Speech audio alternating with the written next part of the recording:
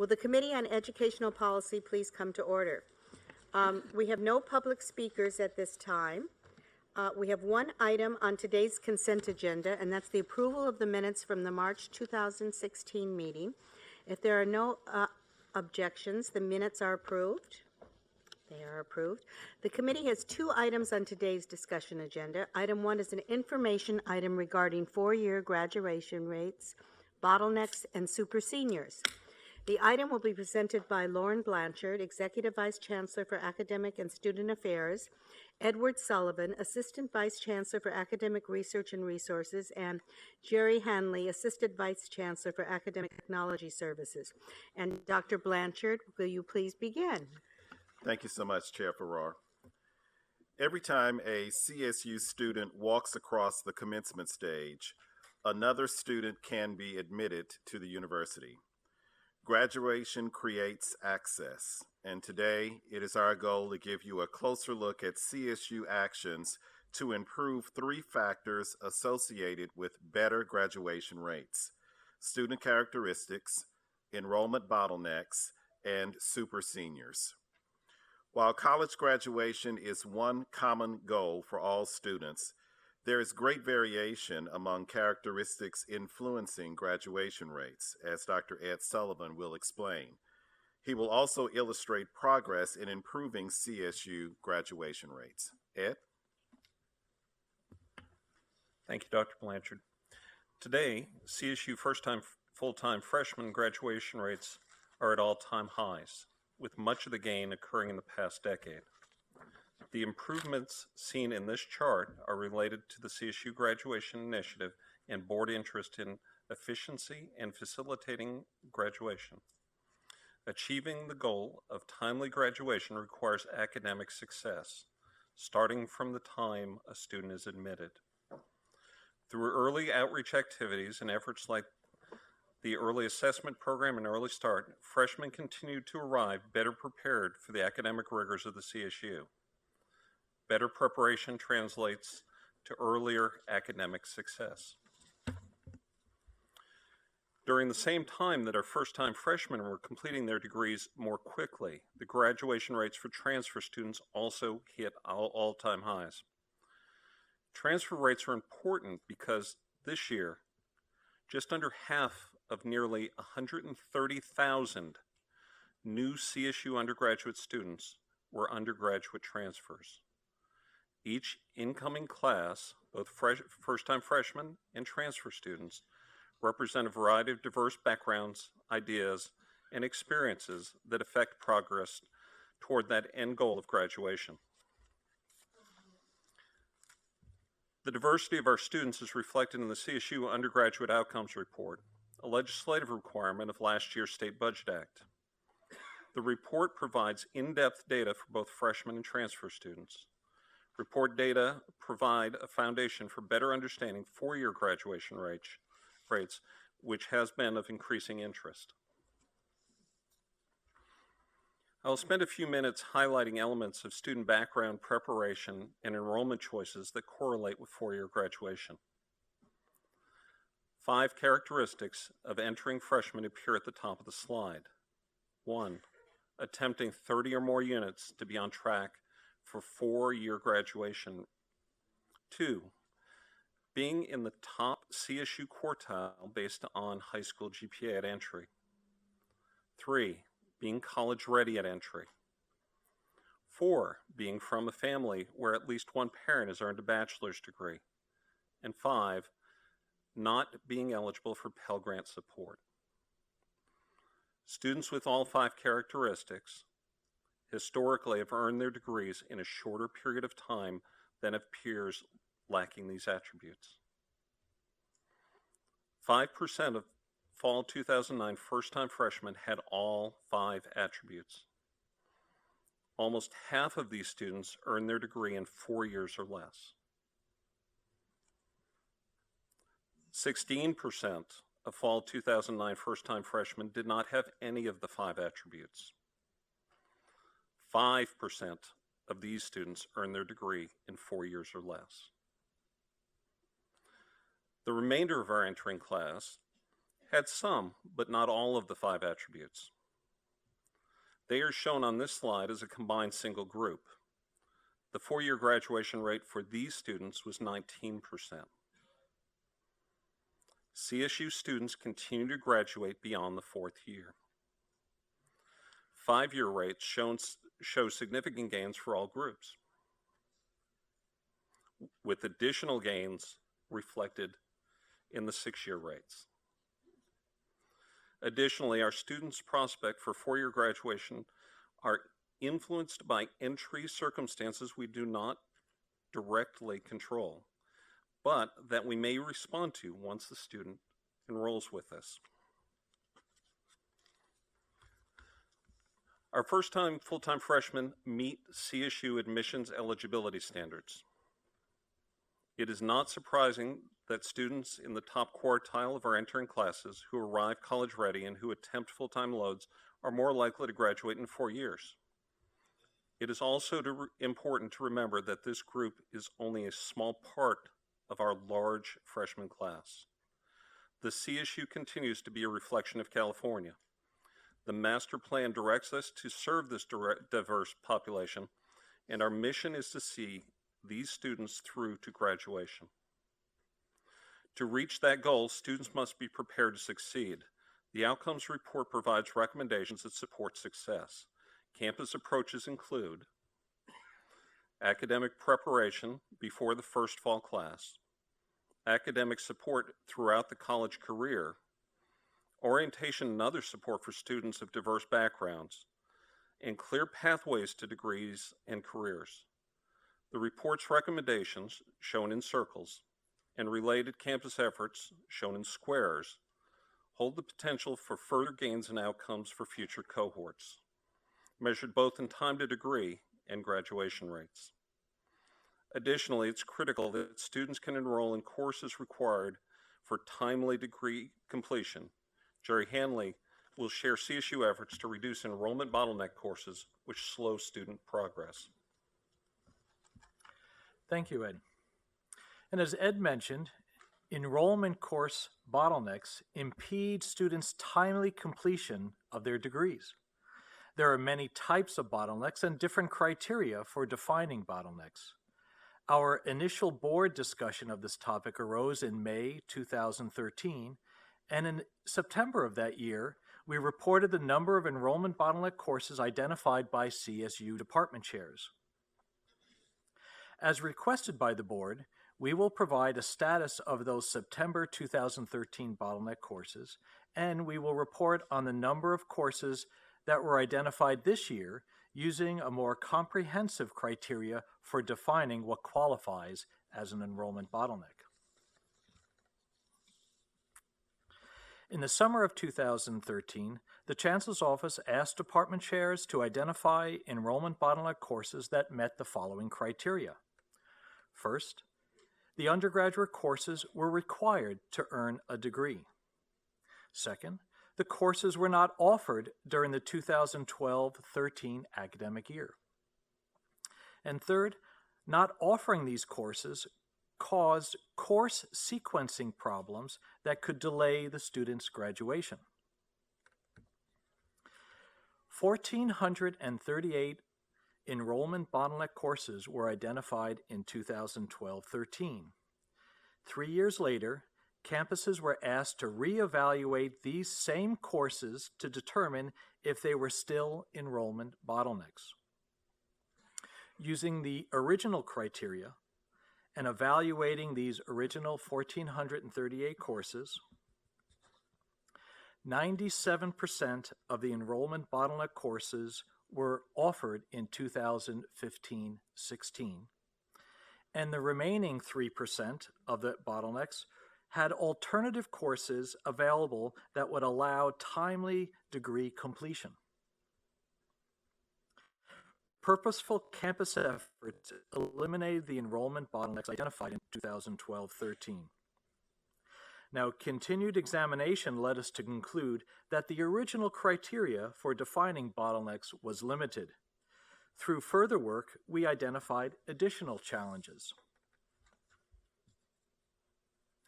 Offering a course doesn't mean that enough seats in the course are available to meet student demands. Consequently, we ask campuses to identify enrollment bottleneck courses with a more comprehensive set of criteria. First, the undergraduate courses are required but not offered in the 2015-16 academic year. Second, the required courses were offered, but the enrollment demand far exceeded the enrollment capacity.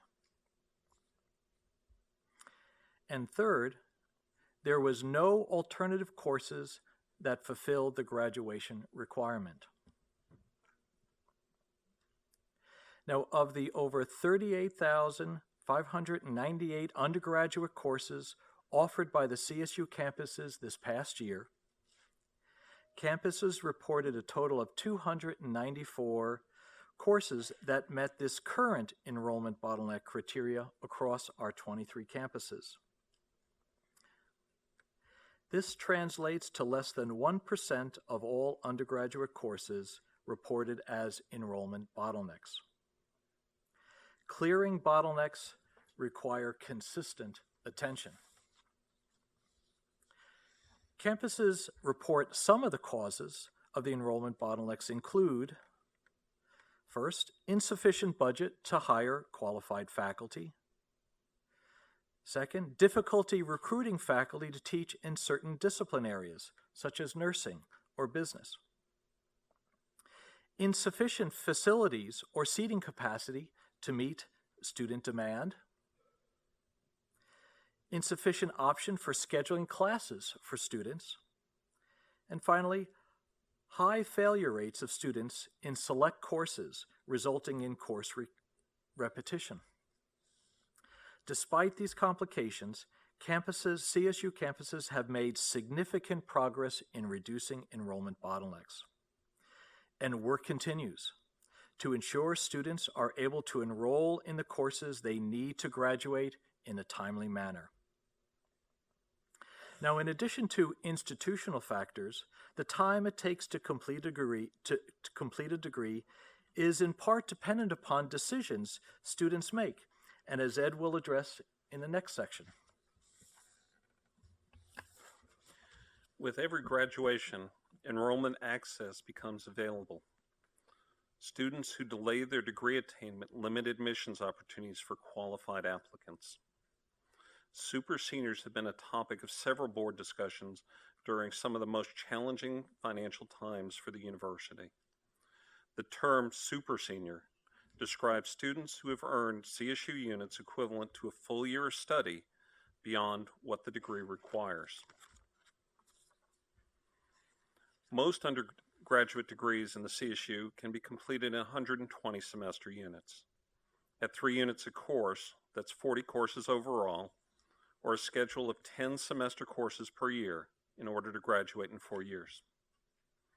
Super seniors have earned at least 150 semester hours at the CSU, or in the case of community college transfers, 75 units.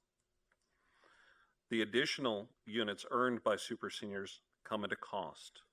Super seniors take opportunities away from other CSU students needing access to similar courses. Campus efforts in recent years have provided better clarity on paths to degree and have reduced the number of super seniors. In fall 2009, 9.7% of seniors met the definition of super seniors. In fall 2015, 6.6% of seniors met the definition. It is important to remember that most super seniors are completing their degrees.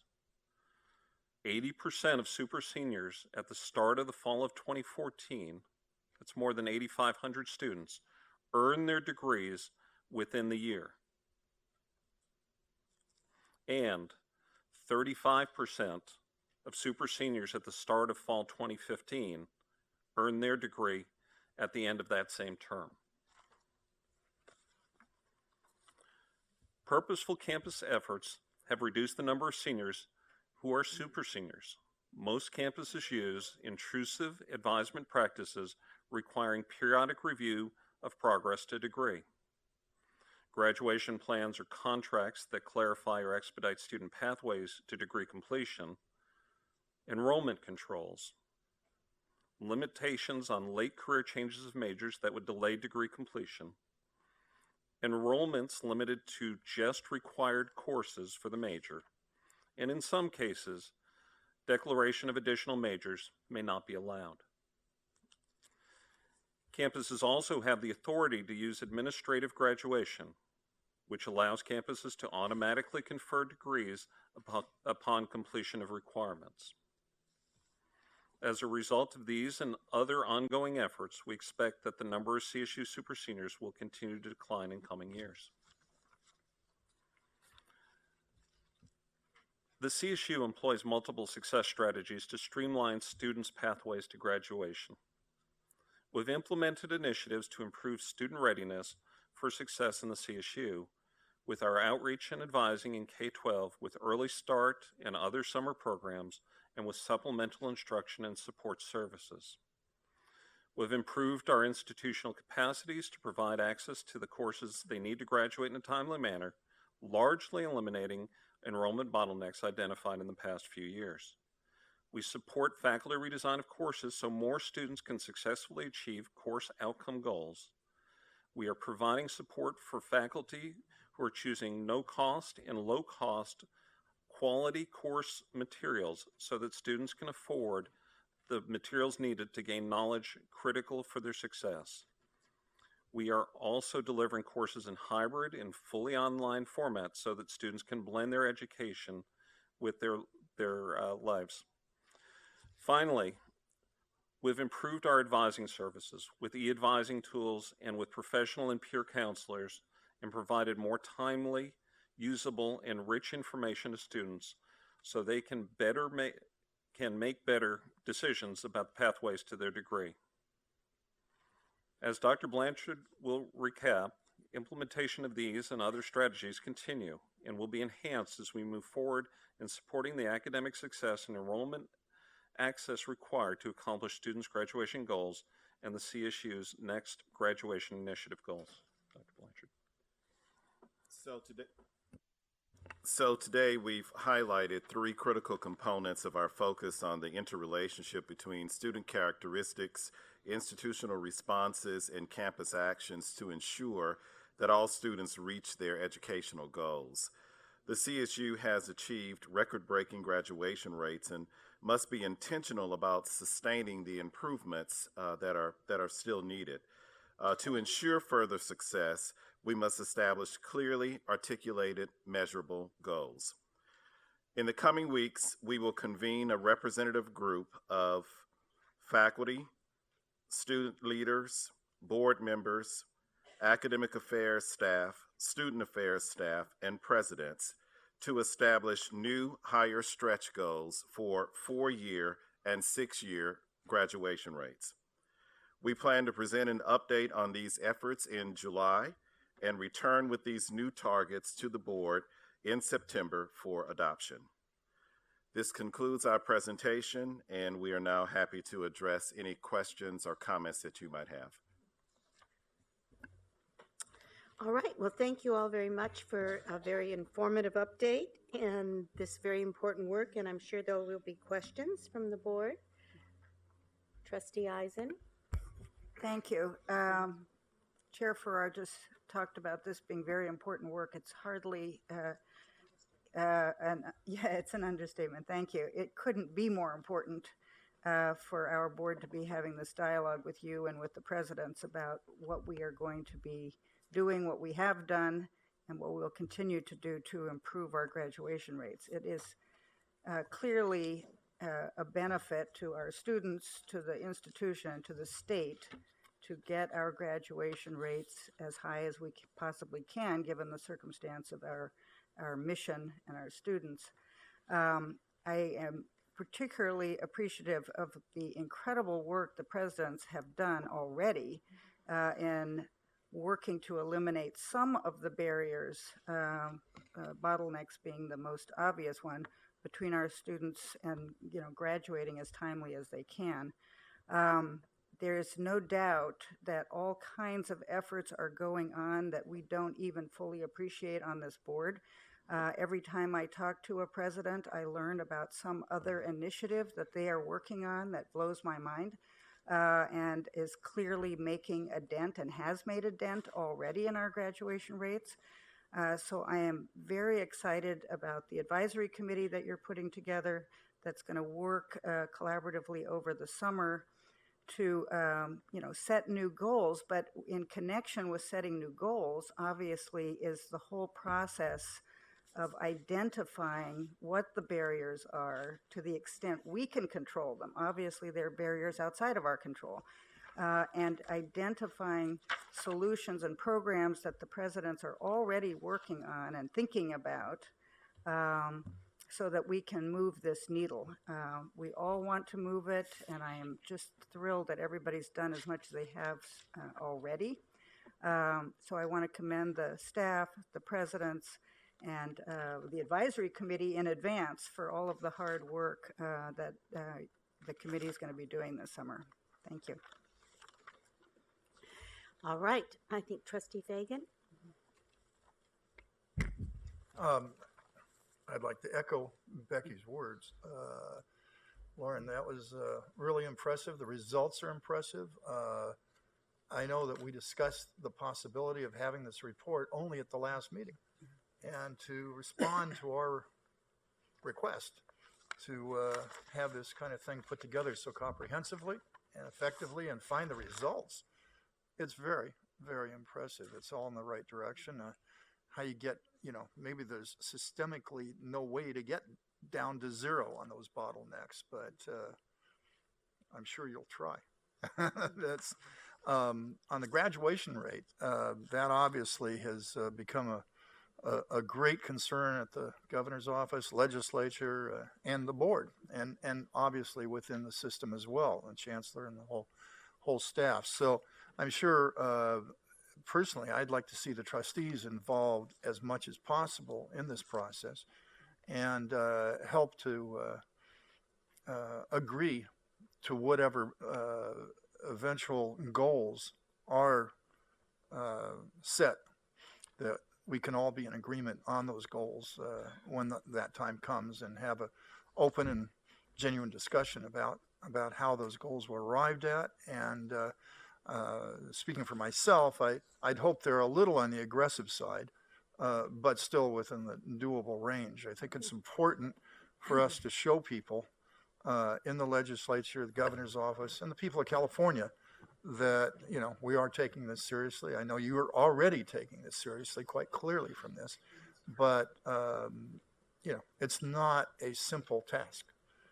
Even as we talked before about just how do you count has a little bit of an effect on these things. And obviously that's, I'm not sure what we do about that. But anyhow, congratulations. This is really terrific. I'm very impressed.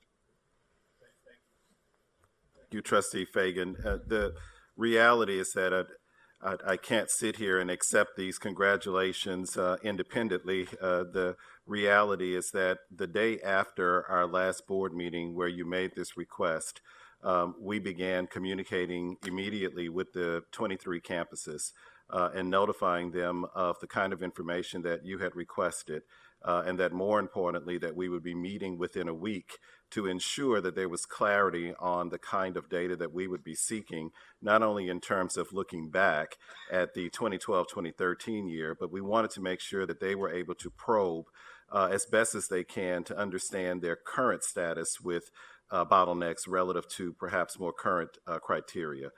So if it weren't for the campuses, I can assure you that we would not be in a position here today to report what we have reported. The second piece I want to state is that, sure. The person in charge should always take the credit. The second point I wanted to raise is that we are really happy to be able to have representation from the trustees on the advisory committee. But in addition to that, as you've heard us express, that by the September board meeting, July board meeting, we plan to come and have a rich discussion about what our findings are and the direction that we'd like to go at that point relative to the revised goals. I want to make sure that there's clarity, especially for the new board members, that phase 2 of the graduation initiative, there are goals already established. as it relates to 4-year, 6-year, 2-year transfer rates, and also looking at the various achievement gaps by race, ethnicity, as well as by Pell eligibility. What we will be focusing in on is looking at whether or not those goals are still realistic. And we know that they're not. Relative certainly to the 6-year graduation rates, you might recall in looking at the presentation that we are already at 57% at our 6-year graduation rate with all the work that the campuses have been doing in order to reach that goal. However, we have as currently our 6-year graduation stretch goal for 2025 being 60%. Well, we know that that's set too low. And so that's just one example, in addition to some of the other areas that we will be examining very closely this summer in order to come back to the board for their approval. Thank you. Trustee Brewer. So I have a quick question and then some comments. So with respect to the bottleneck courses, I think the presentation said that there were 294 courses remaining that had been identified as bottlenecks. That's correct, right? So my question was, when we were looking at those, did we see that they were concentrated in one area of study, like the sciences or the business? Sure. 28% were in natural science and math, 28% were in health and human services, 17% were in engineering, 14% were in humanities, and then 5% in art, business, and social sciences. So we have those broken down, and also 2/3 are in upper division and 1/3 in lower division. You all are always so prepared. Okay. So yeah, the only reason I wanted to know that is because I think it presents a unique opportunity for us to maybe drill down into those areas that have the higher rates of bottleneck courses, and maybe not in terms of funding, but maybe in the way that we do supplemental instruction in those areas and things like that. So glad to see that we have those numbers. And then just generally some things that I wanted to kind of touch on is you skimmed over it in the presentation, but I think it's really critical the way that we get students oriented to the campus. I know specifically we've done a lot of work in the system of the way that we go about orientation and the information that we give students, because I talk to students all the time that hear, oh, 12 units is full-time, therefore I'm going to only take 12 units, not realizing that that makes you full-time eligible for financial aid, but not to actually adequately progress towards your degree. So I think anything that we can do on the front end to get students ready as they're coming in the door, I think is going to be really, really important. And then with respect to the super seniors, I definitely understand and appreciate the analysis that this has a huge impact on enrollment and access. We've had the opportunity to talk about this at CSSA a couple different times, and we recognize that it's an issue, but we also are weary of the punitive measures because we want to make sure that we're allowing students that nice balance of being able to explore and have some choice in the way that they go about crafting their college experience, but obviously needing to find that balance. But lastly, I wanted to say thank you to Vice Chancellor Blanchard, because this presentation didn't go into the deficit model that we often have conversations about when it comes to student success and the types of students that we serve. I had none of the factors that all of you listed on that screen. And on Sunday, I graduated in 4 years. And you don't have to clap. You don't have to clap. Our students are different, but we have to see that not as a deficit, but an opportunity for us to do higher education better. And unlike some of the legislative approaches that have been thrown out in this last year that promote efficiency for students that would already probably be successful in college, what you all are talking about right here is a holistic approach to student success. And so as one of those students, I want to say thank you for that. You're quite welcome. There's nothing more I can say outside of that. Thank you. I have Trustee Carney. Then I think I've got everybody. Thank you. I want to also echo my appreciation for the thoroughness of this report and for the outcomes report. It was really, this is important information, and I'm very happy to have it. And thank you for presenting it in such an a manner easily understood. in looking at barriers to completion rates, I'm wondering if we have the capacity for, and if we have surveyed any students. You know, it's one thing to draw conclusions from the data we have about students, but have we asked them what they find their barriers to be, just to see if it's anything different than we figure out just based on our statistical analyses? In terms of the data that we have presented today, we are collecting it from the campuses, and that largely the data come from the kinds of surveys that they are conducting with students. I can't say definitively that every single campus has surveyed students, but I can say to you that not only anecdotally in terms of the kind of information that we get when we visit, when I say we, members of the Chancellor's Office get when we visit campuses, but I'm sure that the presidents can attest to the fact, not only anecdotally, but also in terms of rich data that they have, that what you see as the barriers today that we've presented, and certainly within that outcomes report, really reflects the sentiments of the students, the faculty, and the staff. Well, just as an example, one might guess that Pell students that are Pell recipients may also have to work. But that's a guess. And what appears in here is Pell or non-Pell, not working or not working. So I just think as we go forward with this next planning step, we should consider whether it would be useful to do some student survey to see, just to be sure that we're on the right track here and that we're covering all of the bases that we as an institution can cover, understanding that some are personal circumstances and we can't necessarily help with all of those, but what we can do as an institution, we are, and we've identified what we need to do. Absolutely. Thank you. Trustee Garcia. Thank you. And I apologize if I missed this, but one of the things that I was interested in seeing, because I was very impressed as well with the initial definition of the bottleneck and the approach taken there, you know, in a very, I thought, very reasonable time frame. That deficiency was met at the campuses, and when I'm thinking about here is the student success dollars that we allocate in the budget. These are the types of initiatives, as I understand, that go, you know, that those budget dollars are dedicated towards. So I'm curious with respect to the different initiatives that have driven the results we're seeing today, what was the cost associated with that?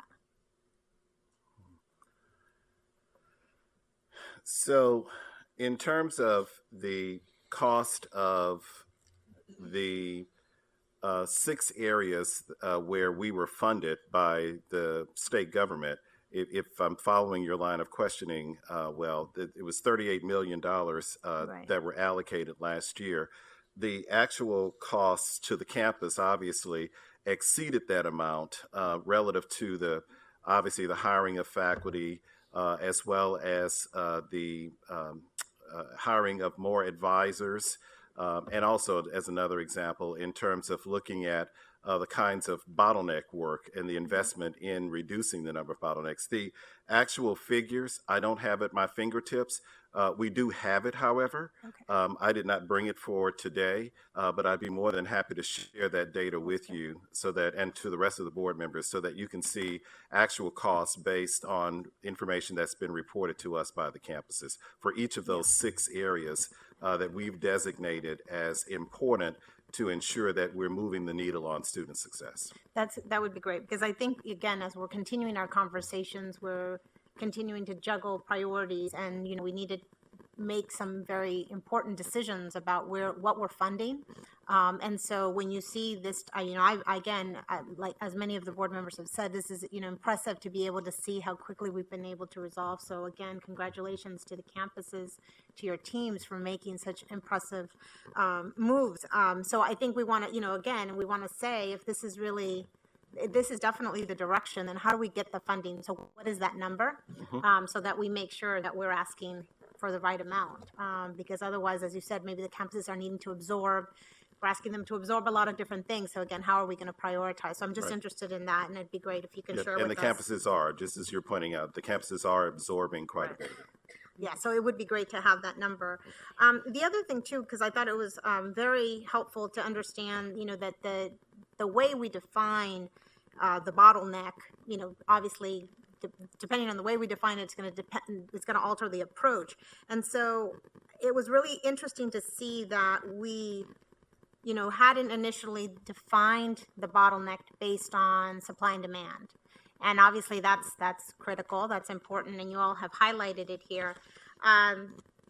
So are there also mechanisms you've put in place going forward, and this might be, I don't know, better a question for the presidents, but so that we can kind of stay more closely connected? Because I would have expected that we would kind of on an ongoing basis see what is happening in respect to supply and demand for the various majors, and again, they differ by campuses, so that we're not in a position where we're going to kind of be in this position again. And again, it's not like you could ever avoid it perfectly or 100%, but is there any kind of mechanism in place today where we're going to be able to monitor, I guess maybe might be the word, so that we're not back here? We're developing, and the campuses are adopting tools that let students define their academic programs to complete their degrees. And when we know what the student plans are, then the campus has an ability to say, if I'm going to be a psychology major and in my third year I plan to take these type of courses in that major, then the campuses can begin to plan out schedules in the future. And student interest shifts over time. Right. You have all the different changes, the populations that are coming in, the economic demand. So all the e-advising tools that the campuses are developing really help build a capability for us to build models out to the future of what students are likely to want to complete their degrees in a timely manner.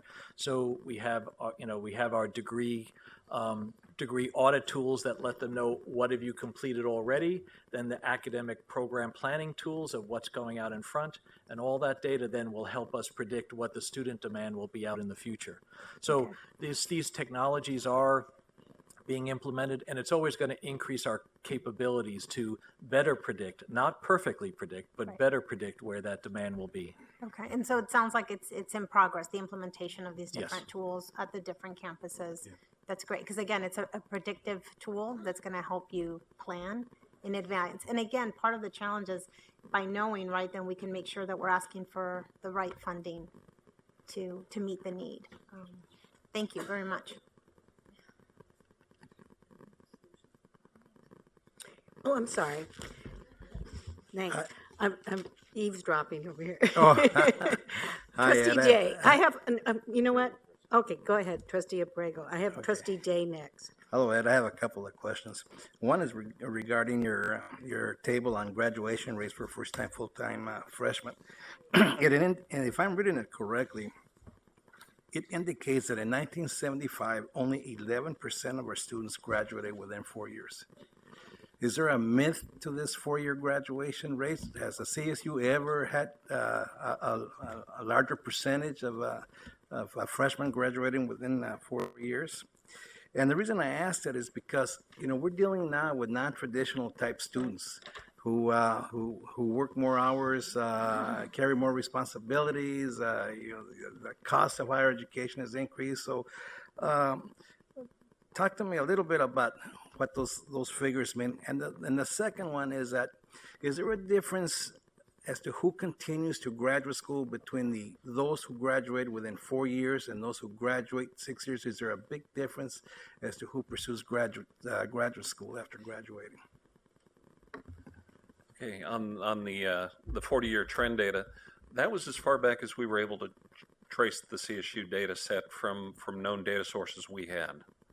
And so during the course of various discussions, it became clear that we needed to get back as far as we could. And this was as far back as we could go, 1975, entering cohort. And those were the rates that you just mentioned. we are at all-time highs. And yes, the population has changed drastically in terms of its demographics. And that is just as California's changed in terms of its demographics. So I don't know that I've fully answered the question. I can always come back and provide more there.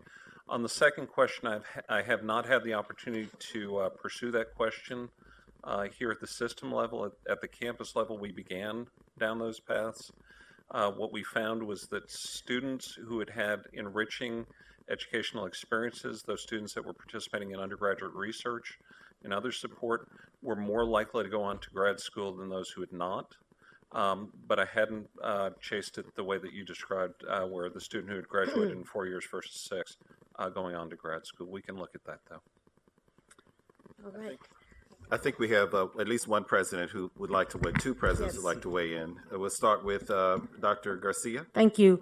Just wanted to let you know that we've done a survey with graduating seniors last year, and they said in that survey that 85% of them work to go through school.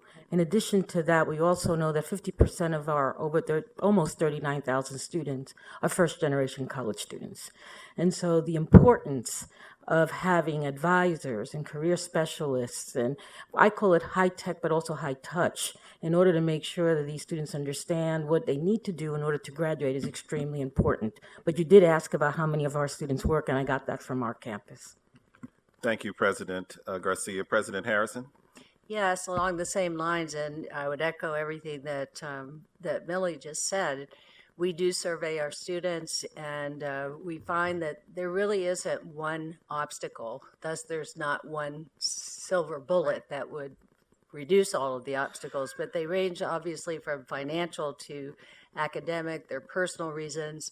The majority of our students not only work, but they work 2 and sometimes 3 part-time jobs in addition to going to school. We're actually now looking at what is that sweet spot for how many hours of additional employment a student is carrying where it becomes an impediment instead of an advantage to them, giving them experience and additional income. So we're looking at that right now. The other issue that we discovered it has to do with something that was seemingly outside of our control, and that is the local transportation options that were public transportation available to our students to come to CSUN. So the bus schedules were not in alignment with our class schedules. They weren't convenient. It's really a problem. And so we've been working very closely with Metro and getting them to accommodate and change their schedules, and hopefully that will help more of our students. But it's things that you would not necessarily have thought contributed to student success or lack of that actually do. Thank you. Thank you, It President certainly Harrison. does help shape our 4-year graduation goals and also our 6-year graduation rates. I think And I that think, President Morales yes. had wanted to make some President comments as Morales? well. Yeah, so in addition to the fact that significant numbers at Cal State San Bernardino, it's about 80% of our students are first-generation students, and the fact that many of them work significant number of hours. Too many of our students arrive at the academy not ready to do college-level work, and a significant number of them spend their first year taking developmental courses. And so that's another obstacle that our students face in completing their degrees in either 4 years or even 6 years. All right. Trustee Day. Been very patient. Thank you. I just wanted to offer first my congratulations, Dr. Blanchard, to you and your staff. Very comprehensive report, and I know the presidents and their staffs have been working hard. Lots of strategies and tactics that have been evaluated.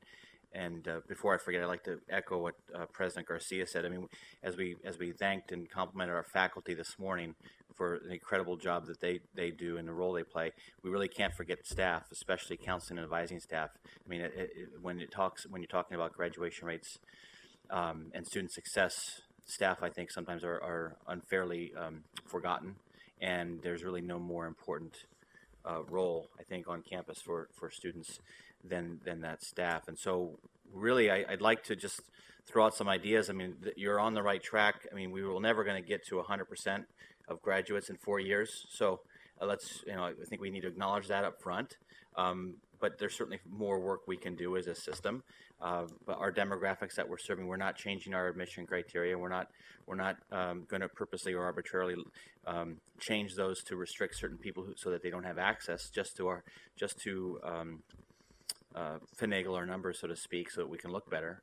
We've got to serve the residents of California, and we have a mandate to do that. And so we have to recognize the students as they approach us and meet us at the door. But we should just redouble our efforts to look for innovative and creative ideas. And certainly as an example, compliment Dominguez Hills for the remarkable progress that they've made as one example. But looking at the micro level, at what campuses are doing and what those tactics and strategies can be so that they can be replicated across the system. I certainly encourage you to do that, and look forward to the work of this committee and coming back in July and in September. I also just generally speaking, we have this discussion every 2 months about legislation in Sacramento and suggestions, and I certainly support the concept, but I generally feel like the conversation in that regard is backwards. So I'm glad that we're now having and leading this discussion and showing board leadership and demonstrating that this is a top priority for us. And I'm sure there's a number of ideas out there, but I personally would like to have staff explore the idea of an incentive or a grant, whether it's a 5-year, 4.5-year, 4-year tiered approach, look at different criteria, but let's see if we can apply some market principles to this system to get the students incentivized to realize the benefits. I mean, I don't think, generally speaking, students aren't lingering around just because. We'll talk about super seniors in a second, but I think if we can encourage them with a grant or an incentive, I think that's going to help clear the pipeline. And the quicker they get through, the quicker they're in the economy, the quicker they're contributing to society, earning money, and it's better for everyone. And then finally, as it relates to super seniors, I appreciate what Trustee Brewer said. I don't know where that number, that sweet spot number is, if it's 150, if it's something less than that, or if it's something more. I'm not exactly sure, but I think we need to, 10,000 slots, 10,000 students is a pretty big chunk of each year's graduating class, right? So I don't know what the percentage is, but it's probably more than 10%, I'm guessing, or so.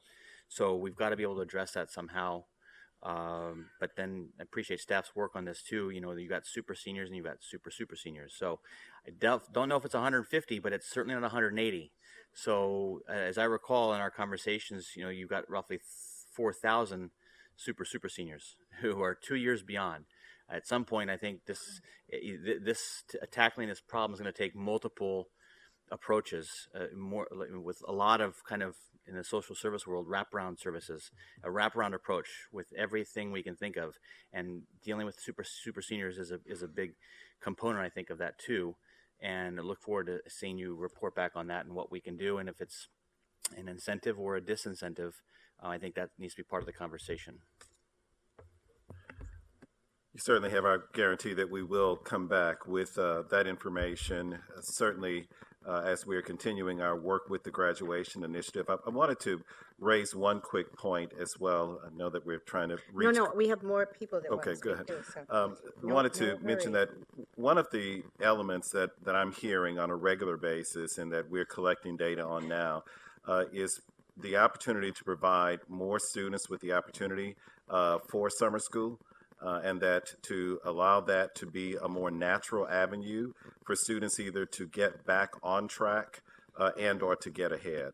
And so certainly during the time frame that we visited both the state legislature as well as on Hill Day in Washington, D.C., we were very clear about the affordability aspect, meaning that if there's a way not only to provide year-round Pell funding so that more students can take advantage of summer school and are looking at any state opportunities with respect to the grants that we have available, that I know for a fact, and certainly the presidents would likely agree, that that is a natural avenue that we've got to pursue as we're looking at 4-year graduation rates. The way that it's laid out now, if it's 120 hours, we're talking about 15 hours per semester that students have to take with no wiggle room. And it's unrealistic to think that some students may have challenges along the way. While some are able to afford it, it's a slim number. And I just want to make sure that there is the awareness that that is one of the pieces of data that I want to bring back to you in terms of the numbers of students that are currently taking advantage of summer school, but also looking at perhaps those students that have not performed well during the academic year and whether or not they did or did not take advantage of summer options in order to get back on track. Thank you for that, Dr. Blanchard. Trustee Stepanek. Okay. Trustee Morales. Yes, I too want to thank you for the report and also the teamwork that went to produce these results. It's just, I'm impressed with what's going on the campuses. I wanted to learn a little bit more about the assessment that is going on, the early assessment that you described to deal with, the graduation rates. And whether that's uniform, what's campus to campus, and if it's campus to campus, is there a way to share best practices or at least, positive outcomes? And then I also want to know whether maybe in the future you could give us some idea about, once that assessment is done, advisor and counselor opportunities, whether that's increasing and to what extent that may be. And then I'm thinking also about the number of students coming to enrolling at the CSU that are prepared. And I'm thinking about obviously the freshmen and also the transfers and what are we doing to increase that. And if it is increasing also, like who are, the reasons why. And then also, I'd like to see whether there's something we can do at our own schools of education, at our campuses that do have schools of education, to prepare these prospective teachers, these new teachers, with the kind of attitudes and capacities that will help bring new generations of CSU prospective students better prepared. And I'm talking about, how better prepare these teachers to get the best out of, get the students to succeed who are foster children, homeless, English learners, exactly. And I think we all understand now what the high at-risk kids may be. Trustee Stepanek. Thank you. I also wish to applaud for all the campus activities and services that have gone on to improve these particular graduation rates. There's two things I'd like to make some specific comments on. One of them has to do with the 4-year entering freshmen. And I really want to applaud for the data analysis identifying that 5 criteria, plus in a sense the 6th is whether or not you're Pell eligible. That ends up revealing an awful lot about the background of our students and where they are coming from in terms of their experiences in high school. And I would hope that we could use some of this information to try to look at new outreach programs that the campuses can be involved with the high schools to try to improve these particular situations so they are better prepared to actually come to a 4-year institution and get a degree in a timely fashion. Also, I want to comment on the super seniors and the super seniors. It'd be interesting to do a little bit of a check in terms of what particular areas, disciplines some of these particular students are in by large group areas. Because especially for the super seniors that may be transfer students, I would hazard a guess from my own personal experiences that quite a few of them are probably from the STEM disciplines. And it'd be interesting to be able to identify that and then potentially once again look in terms of how can we work with community colleges to see students can identify better what the discipline is they want to be in that we can better prepare for them. For the sake of everyone on the board, just in case you're not aware, when you're in a STEM discipline, it really requires a solid 4-year program of classes above and beyond GE courses. And what happens many times in a community college is a student is advised, just get your GE out of the way. So they're arriving here with 60 to 70 units, but they have not even started on the major requirements of the degree. And there's a high probability that as much as a third of that GE they did is at the wrong level and won't count, and they got to redo it. It's just bad news, and it's very easy for them to be 150, 180 units by the time they're graduating from us. And it just had to do with their preparation. So again, we need to do some sort of outreach to try to identify those students and assist them a lot earlier. Thank you. Trustee Stepanek. I want to respond to you, but I also want to respond to Trustee Morales' questions that he had earlier. I've got a whole list here, so I'm going to run through what I think I heard based on your input thus far, the two of you. With respect to super seniors and the STEM disciplines, you're absolutely right that you heard earlier that the disproportionate number of those students that are taking longer are the ones that are in those STEM disciplines. We also should be mindful as well that a number of STEM disciplines just naturally require more hours, more than 120 hours. By virtue of either the accreditation standards or accreditation guidelines, or by virtue of the kinds of experiences, hands-on experiences that are afforded to students as well, in addition to the content acquisition that they're responsible for.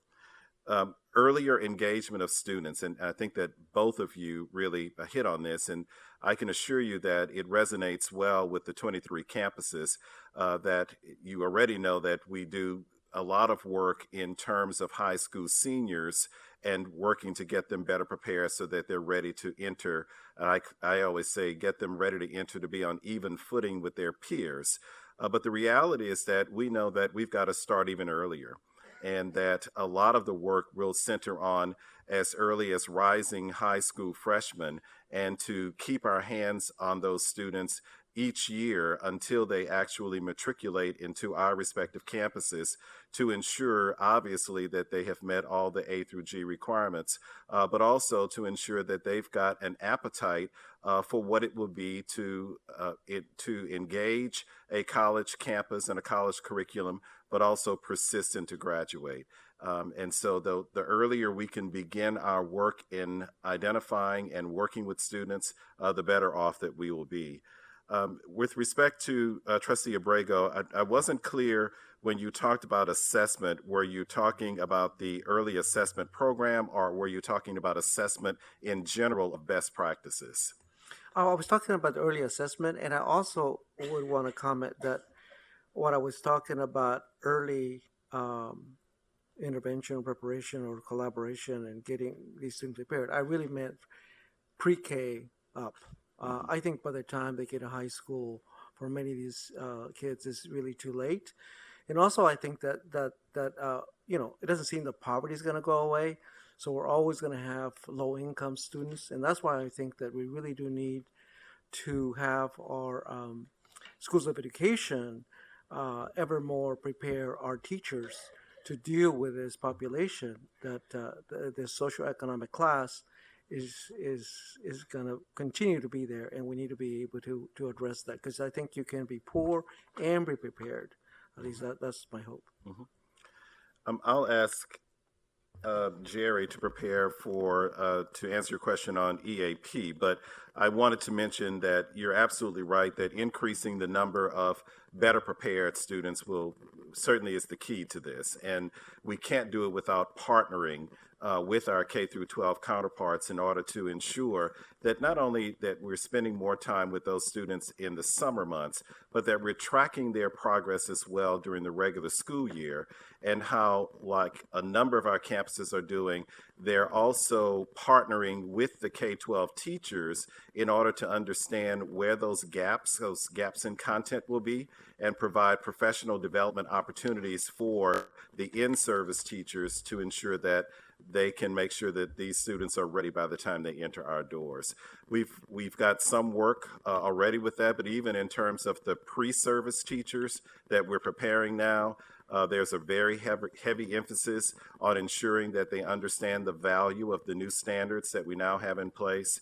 And I believe that not only that, but also in terms of the opportunities that they have to spend in the schools while they're being trained as teachers to really understand not only the nature of the students that they're working with, but understanding the way that they can impact their learning in meaningful ways, that's actually increasing now based on the work that we're doing with teachers. So it's a work in progress, but I think it certainly shows evidence that we have movement in the right direction there.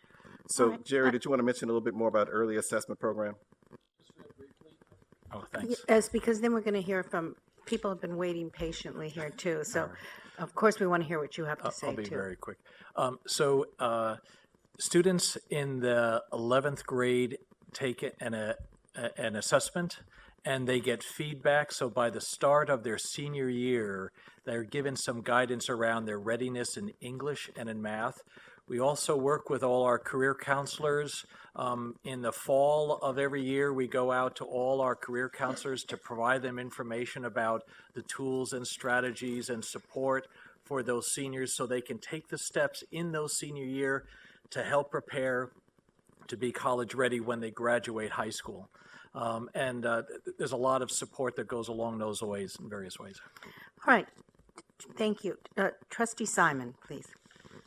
Thank you for concretizing all this data. It is rather dynamic. I'm curious to know, within the data set of 4 and 6 year graduation rates, do you guys take into account, or have you taken into account, the attrition, leave of absences, and readmissions? Because clearly with the resilient and amazing dynamic students, folks take breaks, folks leave, folks drop out, and they are also readmitted at great numbers, as I've read in the data. And so what you've presented, does it take into account the sometimes abnormal tenure of some of our students? It does. The measures are really the endpoints. And so how the student gets to those endpoints, whether they stopped out, whether they were fully enrolled all the way through, including summers, would all be reflected in the rates. Great. I think additional discussions around the student that does choose to stop out are things that we are currently internally discussing. All right. I think we have one last brief comment from Vice Chair Eisen, and it's a very important one. So, Well, I just wanted to comment. I don't think there are too many agenda items that you get this much interest. It's something that everybody on the board wants to know more about. And I just wanted to thank you for 2 pieces of information that have been sent to all of the board members, the CSU Undergraduate Outcomes Report and the PPIC study that the Chancellor also sent to us. If you haven't had a chance to read all 147 pages of it, most of it's tables, so don't worry. It is incredibly informative about what the barriers are, what the correlations are, and also tells us a lot about what some of the programs and initiatives are that are working, that seem to be making a difference. So I really commend those 2 pieces of information to all of my colleagues on the board. all right. Thank you very much. As you can see, great interest and great appreciation for your work here. And this is ongoing, and we're going to be talking about this a lot more. But again, thank you.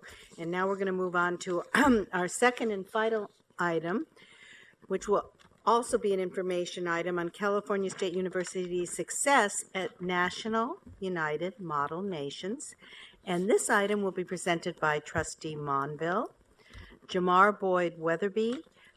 He's an alumnus from Cal Poly Pomona, and Selena, I hope I get this right. Bontigo. Thank you, Kelsey. And from CSU Fullerton student, and President Tomas Morales from CSU San Bernardino.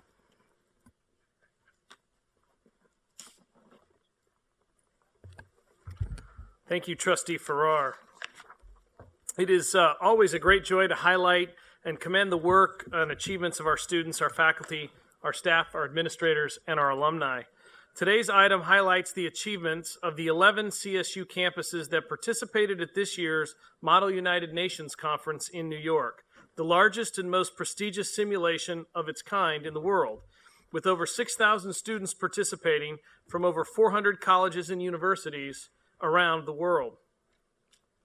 During the week-long conference, CSU student delegates must skillfully navigate many of the same challenges and opportunities facing diplomats in the real world, and they do so with the highest level of skill, professionalism, and teamwork.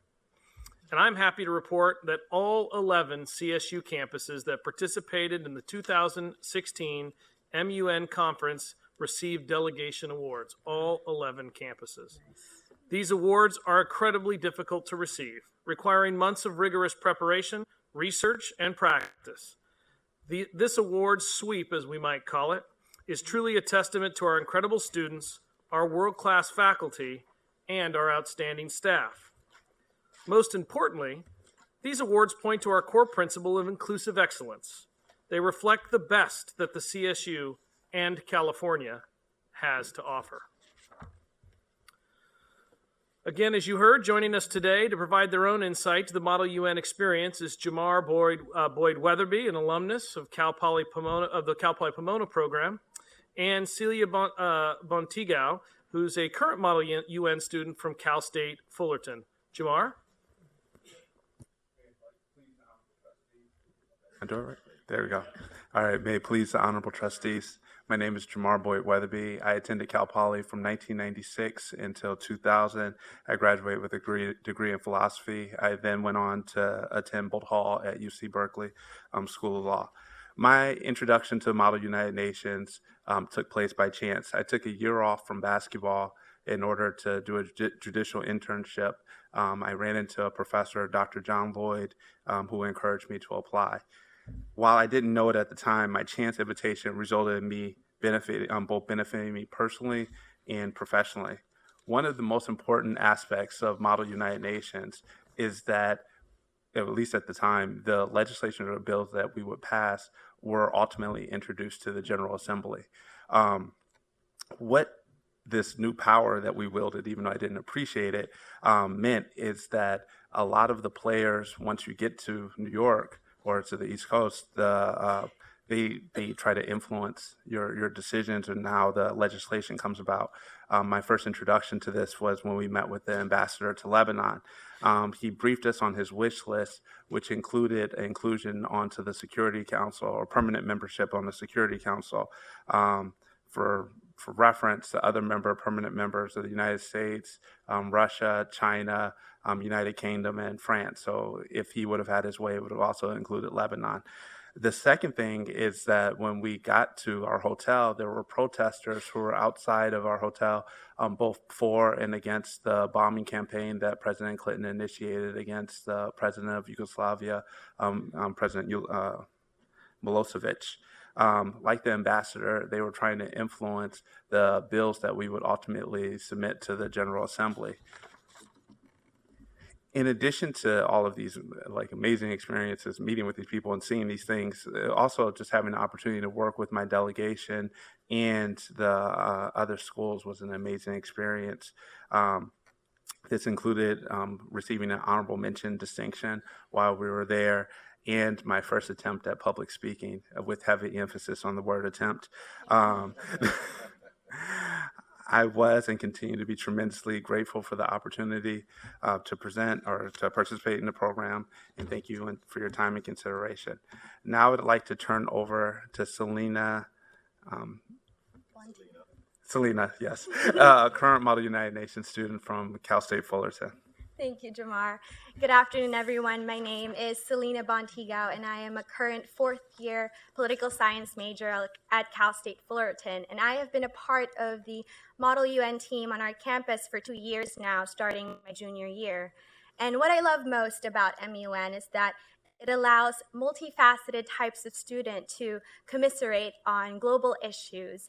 And because there is such a variety of topics that we have to discuss in the conferences, it's paramount to have that diverse student body.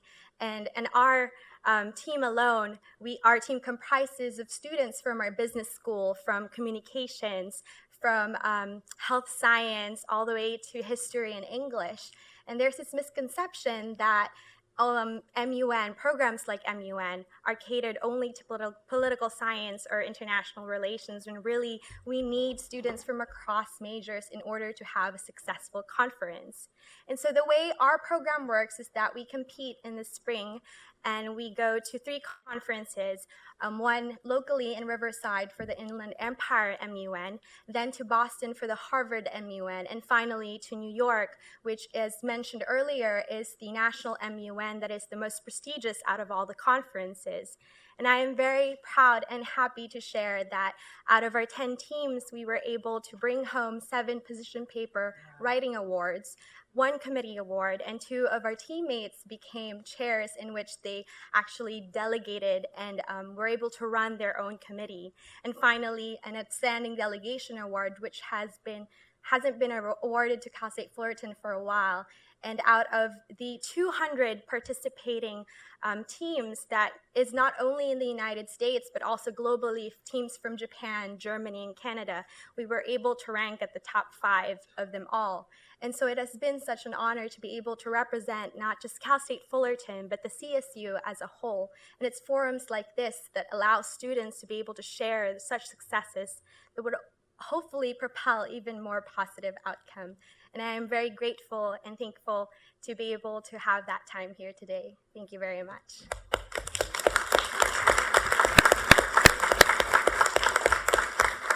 Thank you, Jamar and Selena, for you and your colleagues' contribution to the CSU's legacy of excellence in the Model United Nations program. I would now like to turn it over to President Morales to discuss the role that the Model United Nations program has played in student success at California State University, San Bernardino. Dr. Morales? Thank you, Chair Monville. Like our fellow CSU institutions, California State University, San Bernardino is focused on student success. We prepare our students to be active, engaged members of the global community. Over the past 4 decades, our Model United Nations and Model Arab League programs have given students opportunities to test themselves against teams from around the world. Our students regularly earn top honors while representing our university, our community, and the CSU with the highest distinction. The Model Arab League program is the younger of the two, having been established in the mid-1990s.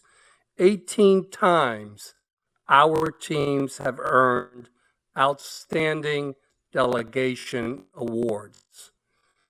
Our Model UN program has participated in national conferences for more than 35 years, the 3rd longest tenure in the country, and has earned 23 outstanding delegation awards over the past 25 years. Far beyond honors achieved, these programs foster talent, develop confidence, and influence scholarship. Our students learn to apply their skills, improving their writing, public speaking, and analytical proficiency. They become better researchers and skilled communicators. While all demonstrate an extremely high work ethic, many newcomers lack self-confidence. They are taught to see their own potential and how to unleash it. Sometimes that means urging them to push beyond their comfort zones. The goal is to make them more capable and confident. As a result, our students often say, quote, "You helped me do things I never would have believed I could do." Faculty advisor, Professor Kevin Grisham, and by the way, this year, my good friend received and was nominated by his students as the Faculty of the Year for 2015-16. Kevin, thank you for the work that you do. Kevin is himself an alumnus of the program, having participated under longtime faculty advisor Dr. Ralph Sami.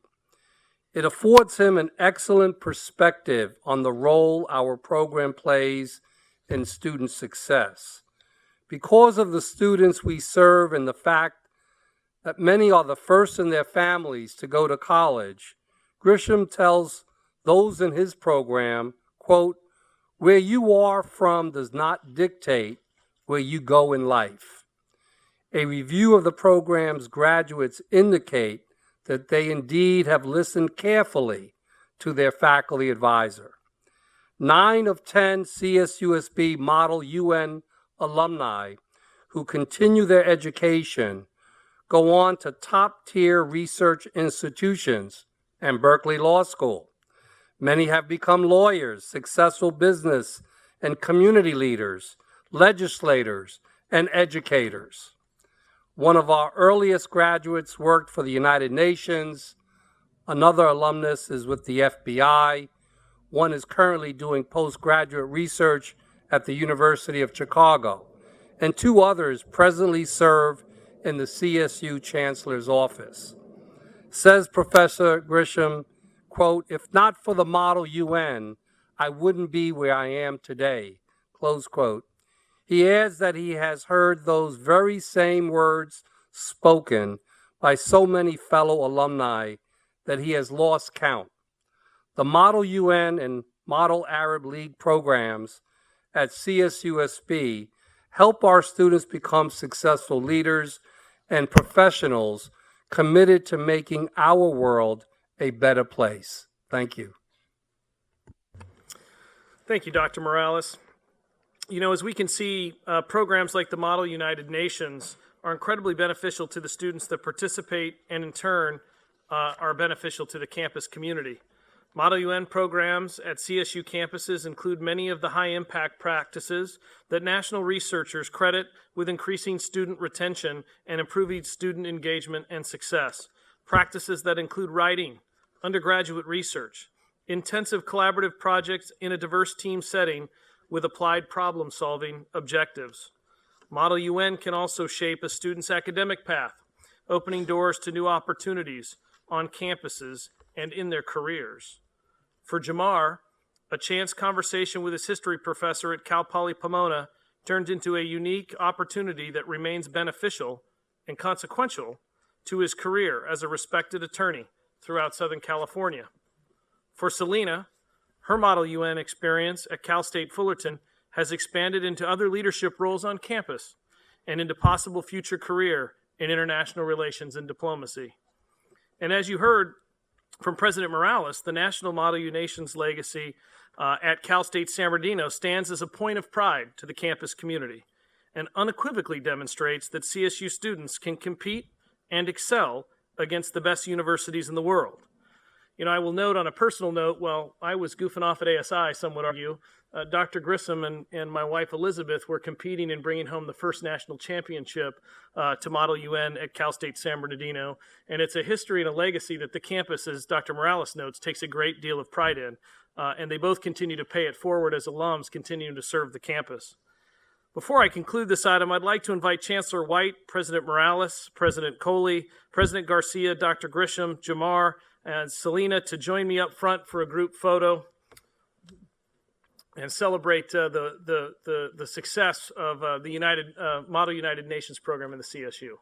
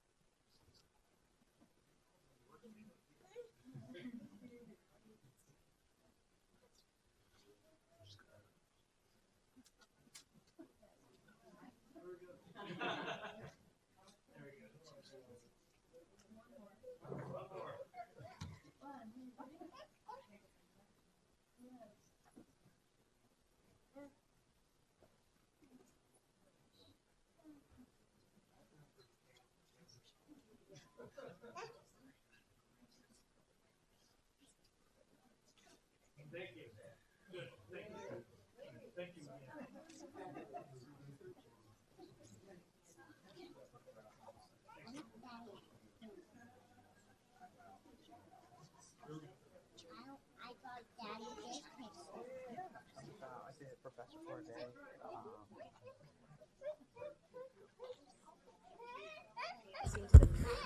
Well, as everybody returns to their seat, I was also just reminded Dr. Grisham also had the privilege of being the first member of the CSU faculty ever to address the full General Assembly at the Model UN. You can pull that up on the website if you're interested. So, Trustee Farrar, that concludes this item. Thank you, Chair Monville. I'm just watching some future UN participant students leave. And all right, well, thank you, Chair Monville, very much for providing the board with a report about the success of CSU students engaged in this co-curricular educational experience. It was, speaking with Lou earlier, he brought this to us, and with the whole history with you and your wife, it's just all feel good, and we really appreciate learning about this. Thank you to everyone. Are there any questions or comments from the rest of the board? All right. Chair Monville, that concludes today's business of the Committee on Educational Policy. Thank you, Trustee Farrar. And Trustee Day, would you please convene the Committee on Finance? Thank you, Chairman Monville. Good afternoon. I'd like to call the Committee on Finance to order. I don't believe anyone's requested to address the committee. Is that correct? Seeing none, we'll move forward. Item 1 is an action item seeking final committee approval of the California State University Channel Islands Site Authority Apartments Sale Project. This item will be presented by Mr. Steve Relier, Executive Vice Chancellor and Chief Financial Officer, along with Robert Eaton, Assistant Vice Chancellor for Financing, Treasury, and Risk Management, and President Richard Rush, CSU Channel Islands. Mr. Relier. Thank you, Chair Day. This item requests final approval from the board to allow the California State University Channel Islands Site Authority to pursue the sale of 328 existing apartments as well as 58 apartments and retail space at the site authority's town center as part of the campus CI 2025 strategy. The board granted conceptual approval for this transaction at its November 2015 meeting. President Richard Rush will next provide a brief update on the CI 2025 strategy and how this project fits into that strategy. President Rush. Thank you, Executive Vice Chancellor Relier. I am pleased to be here today, along with my colleagues, to introduce this first pivotal transaction that will support Channel Islands' academic mission and growth over the next decade. Since its founding, the Channel Islands campus has not been able to rely exclusively upon traditional means of campus development. In fact, the Site Authority was created as a vehicle to provide non-traditional sources of funding for the long-term development of the campus. Channel Islands has opportunities to provide new facilities that serve the academic needs of our campus, and we seek to deliver them using innovative methods that promote partnerships with local jurisdictions and private entities while reducing the risk to the campus. In recognition of these opportunities, we developed our CI 2025 vision plan designed to address how we will be successful in creating the campus for the 21st century. And in one brief moment of personal privilege, I'm proud to announce that the CI 2025 Vision Plan was awarded the James L. Blackburn Award by the American Association of University Administrators as the Outstanding Strategic Plan of the Year. At the same time, the University Glen residential development, which was intended to serve as a model live, learn, work community and to support the development and growth of the campus through the Site Authority, is also experiencing an increased demand for housing. With Ventura County's Save Open Space and Agricultural Resources Ordinance and Initiatives, known as SOAR, development of the final phase of the University Glen community is an excellent opportunity to meet these demands. Planning work is underway. To meet the needs of the campus for the next decade, the CI 2025 Vision Plan goals that we presented to you back in January 2015 include the development of an economic plan that provides alternative funding to help support CI's academic needs while increasing the financial viability of the site authority, to identify and leverage all potential revenue sources, including the site authority, public and public-private partnerships, and other sources, as well as to build upon the existing community relationships through mutually beneficial financial partnerships. CI's growth is aligned with original planning assumptions for the university. CI will utilize a variety of financing tools that will provide new facilities, including partially funding those facilities from the revenue generated by this transaction, as well as decrease existing campus and site authority debt. These critical needs will allow the campus to prosper and serve the state of California as a model for 21st century experiential learning.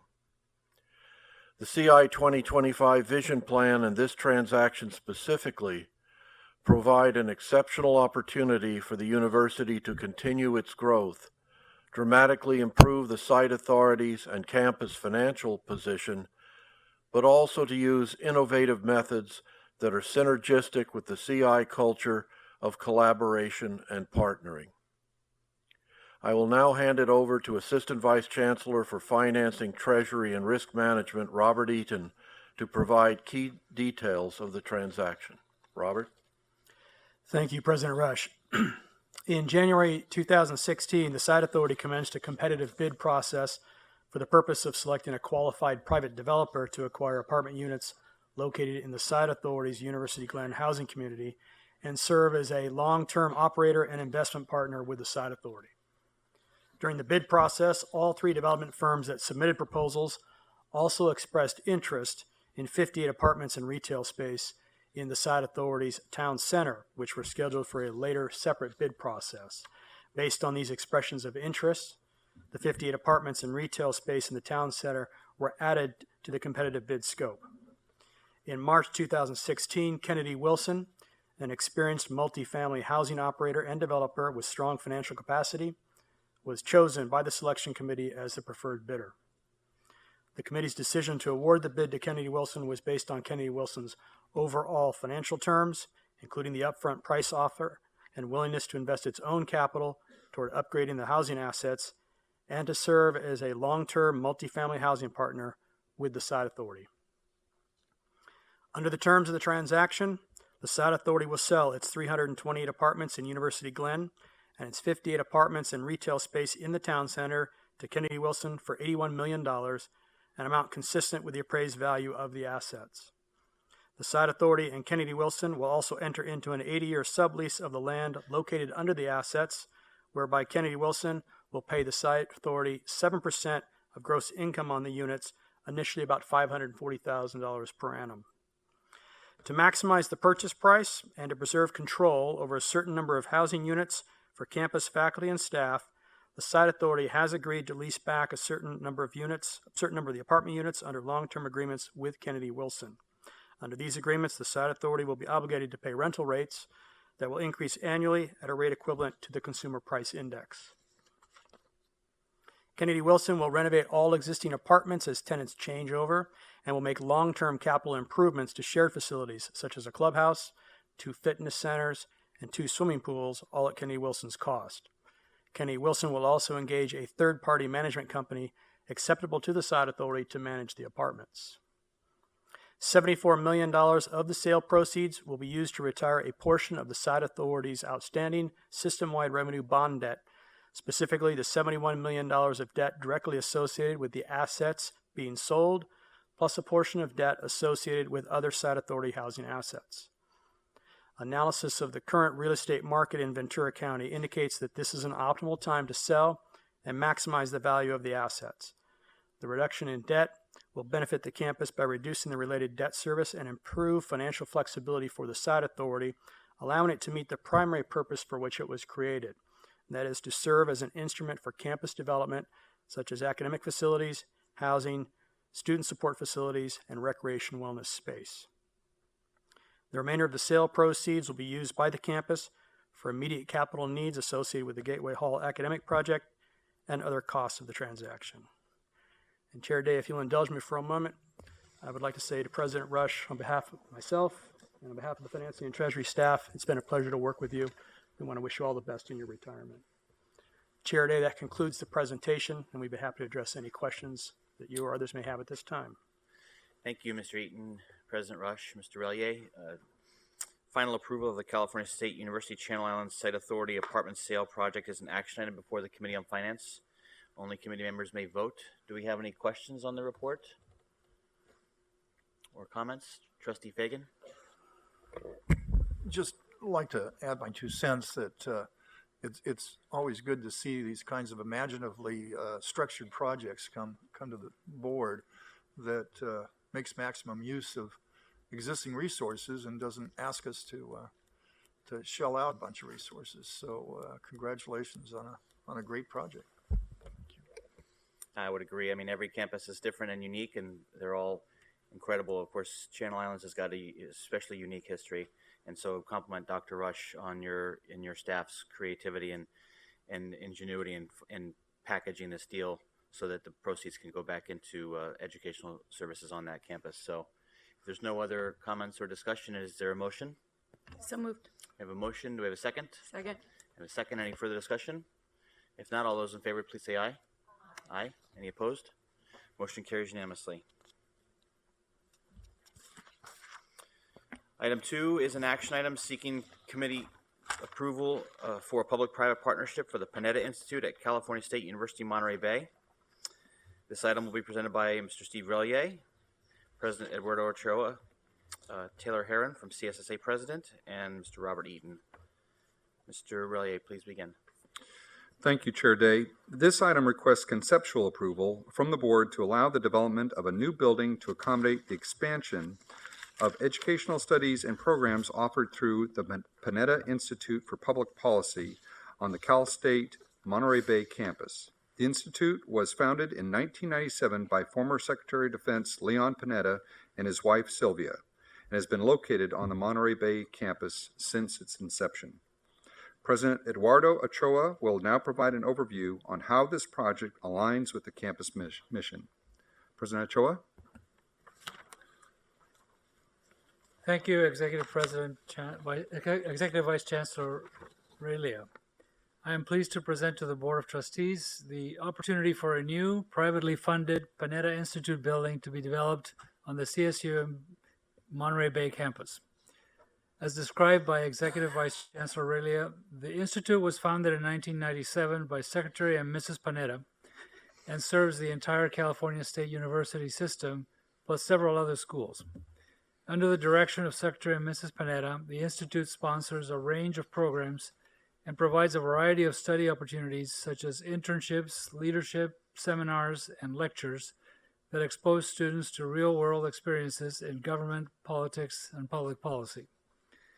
A compelling rationale for this development is that this new facility will allow the Panetta Institute to expand its activities to achieve greater impact locally, statewide, nationally, and globally. The expanded programming will also provide opportunities for academic collaboration with CSU-MB and other CSU campuses.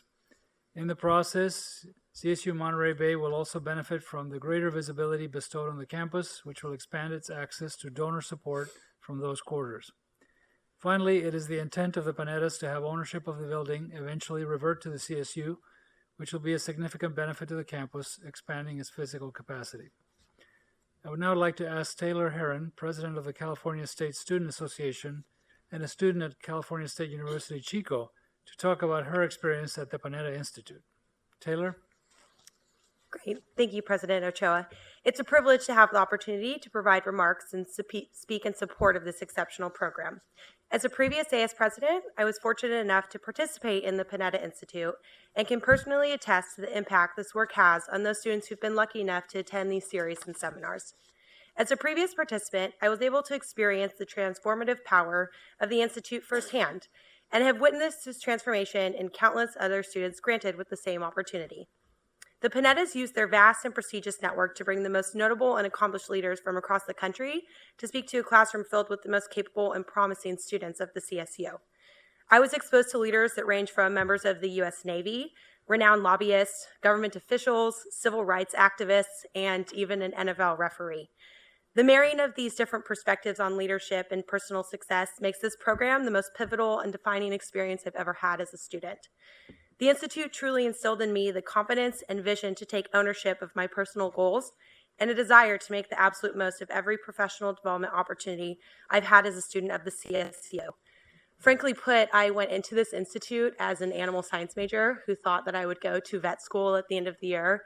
And I can say confidently that this experience has changed my life in a way where I will now pursue a career in public service and see myself being able to do so, and also in certain ways having an obligation to. For me, it's been the single most life-changing opportunity I've ever been a part of. And I feel a deep sense of gratitude to the Panettas and the CSU for allowing me to participate in what can only be described as a once-in-a-lifetime opportunity. Thank you again for the opportunity to share my personal experience with the Panetta Institute. And now Assistant Vice Chancellor Robert Eaton will provide details on the partnership. Thank you, Taylor. The project involves the construction of a new academic building for the Panetta Institute for Public Policy on one of two possible campus sites that is yet to be finalized. The project will include classrooms, office and administrative space, a lecture forum, a library, study areas, and an area to house the Panetta Archives and the Archives program. The campus plans to enter into a ground lease with the Institute at a ground rental rate of $1 per year for a term of 60 years, subject to 3 successive 10-year periods at the same ground lease rate and terms. The project will revert to the CSU upon expiration or termination of the ground lease. No campus or auxiliary funds will be committed to the project, and the Panetta Institute, utilizing funds from its own fundraising activities, will be fully responsible for all financing, construction, maintenance, custodial, and management costs of the project during the term of the lease. The Panetta Institute will also be responsible for funding all costs associated with the environmental and entitlement processes in accordance with CSU requirements. Prior to execution of any commitments for development and use of the property, all appropriate related actions and documents, including the proposed key business points of the finalized development plan, will be presented at future meetings for final approval by the Board of Trustees. Chair Day, this concludes the presentation, and we'd be happy to address any questions. Thank you, and thank you all for your presentation today. This item is an action item before the Committee on Finance. Only committee members may vote. Chair Monville, question? Yeah, I just want to thank staff for the excellent presentation, and President Ochoa for the continued commitment of the campus to the Institute. For those of us who have had the pleasure of meeting Secretary Panetta and get to talk with him personally about his passion and commitment to our students in this program, I just think this is a wonderful addition, and I want to congratulate everyone involved. So thank you. Thank you. Concur. Any further comments or questions? See none, is there a motion to approve? So moved. We have a motion. Second. Do we have a second and a second? Any further discussion on the motion? See none, all those in favor, please say aye. Aye. Aye. Any opposed? Motion carries unanimously. And our final item, number 3, is an information item providing a report on the 2016-2017 support budget. This item will be presented by Steve Relier, Executive Vice Chancellor and CFO, and Ryan Storm, Assistant Vice Chancellor for Budget. Steve? Thank you, Chair Day. The 2016-17 CSU support budget was approved by the Board of Trustees back in November of 2015. Since then, Governor Brown released his budget proposal in January 2016 and more recently issued his revised proposal earlier this month. I've asked Assistant Vice Chancellor for Budget Ryan Storm to walk us through the legislative actions to date, how the May revision proposal will affect funding for the CSU, and the steps still needed to complete the budgetary cycle. Ryan? Thank you, Executive Vice Chancellor Relier. As mentioned, I will cover the following areas in my update today: the state and CSU support budget timeline, a recap of the trustees' support budget, the governor's January and May revision proposals, the revenue and expenditure assumptions for compensation, including the CFA-CSU collective bargaining agreement, a report on legislative budget hearings, and next steps on the trustees' support budget. This budget calendar serves as a reminder of the complex state and CSU budget process.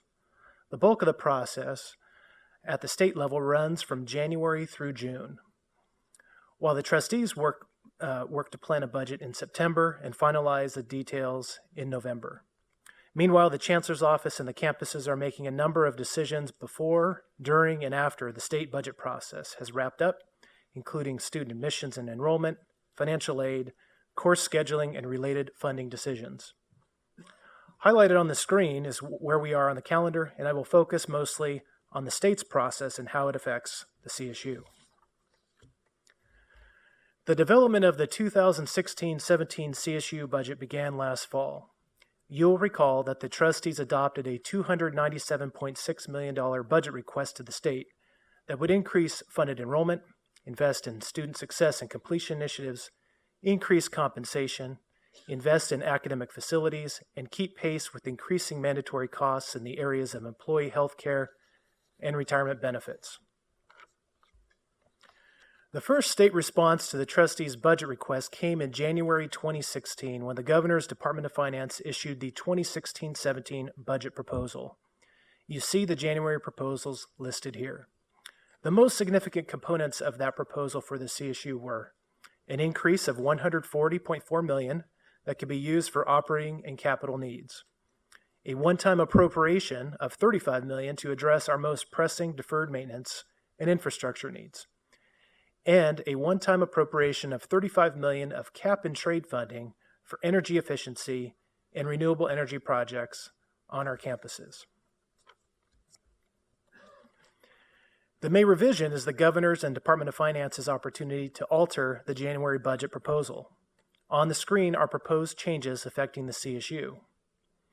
A proposal that touches the CSU is to provide California colleges and universities through the Commission for Teacher Credentialing one-time grants of $250,000 to improve upon or develop four-year integrated teacher credential programs. The May revision also proposes $1.1 million of ongoing funding to the Education Insight Center, an enterprise entity funded by Self-Support Resources and located on the Sacramento State campus. Ed Insights would be tasked with creating the CSU network, which would help explore new ways to improve outcomes for CSU students and spread effective practices more broadly across the system. The Governor's administration also proposes to eliminate the Academic Sustainability Plan, a reporting requirement of the board the past 2 years. Between January and May, the Chancellor's Office, the Department of Finance, and the Governor's Office met on multiple occasions to discuss goals and expectations for the CSU around four main areas. The most significant of these is a one-time appropriation of $25 million linked to a plan to be adopted by the board by the September meeting that increases 2-year transfer and 4-year first-time freshman graduation rates at the system-wide and at the campus level.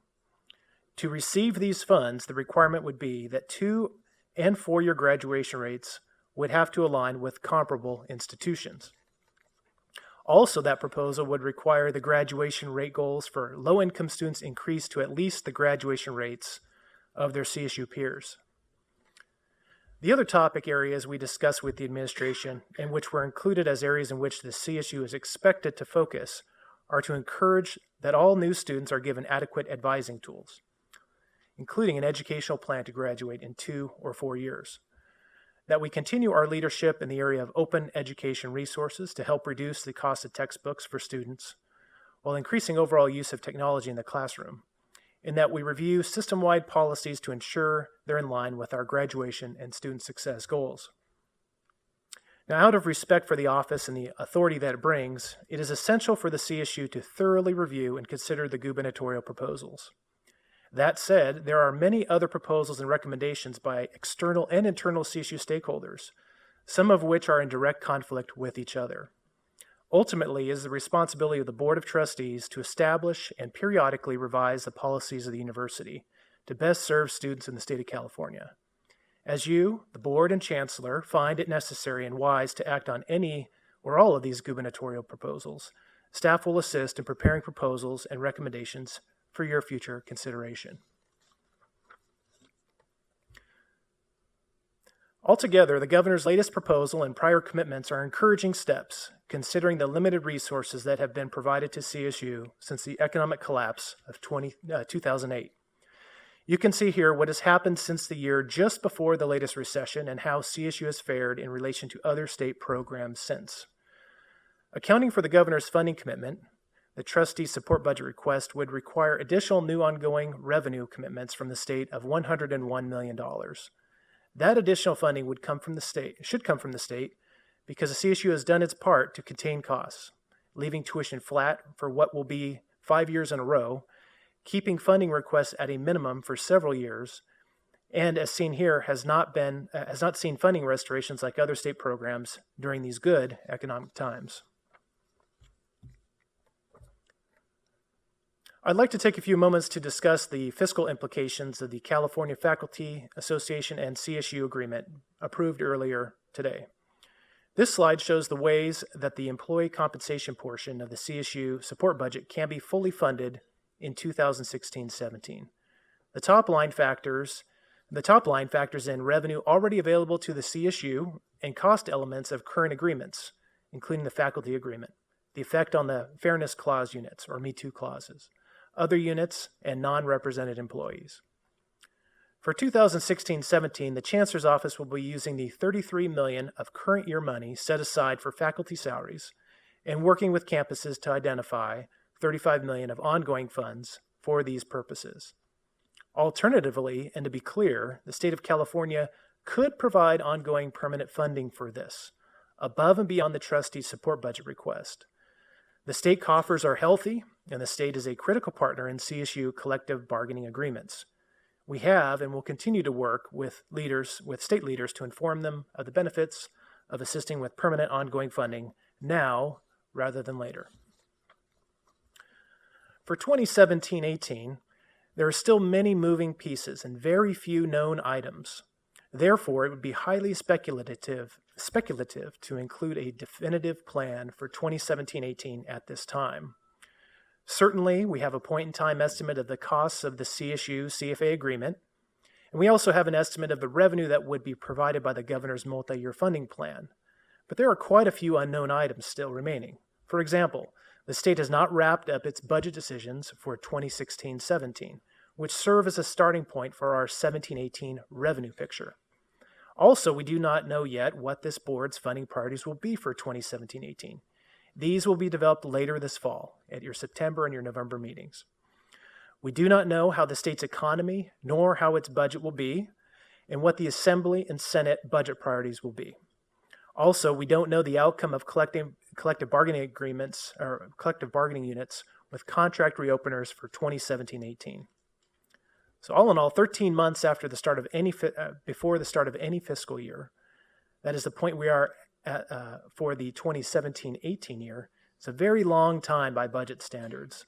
Over the next 13 months, these items will gradually become known. Now, with respect to the legislature, the budget subcommittees in the Assembly and the Senate have held several meetings this spring. So far, they have focused on student outcomes, enrollment trends, compensation policies, state-supported summer session, employee compensation, and infrastructure needs. Many legislators have expressed an interest in expanding capacity on our campuses, both in new student enrollments and more access to courses and supportive services for our current students. Now, these are the next steps on the state budget, and on the support budget. So the Assembly and Senate will independently wrap up their post-May revision budget hearings this week, and will make decisions on the CSUs, the governors, and their own budget proposals. The Houses will hold budget hearings to reconcile differences between their budget plans in order to create a single budget plan, and they will vote on a final state budget in the middle of June. The governor may veto portions of that budget and approve the remainder by June 30. So what does this mean for the CSU? There's no budget reduction. However, the governor's plan continues to be significantly less than the trustees' budget request. Also, the state's coffers are stable, and there has been interest by the legislature to continue its investment in the CSU. As a result, we have and will continue to request full funding of the trustees' support budget plan from the state and do our best to advocate for a budget that will allow the university to fulfill its obligations to the people of the state of California.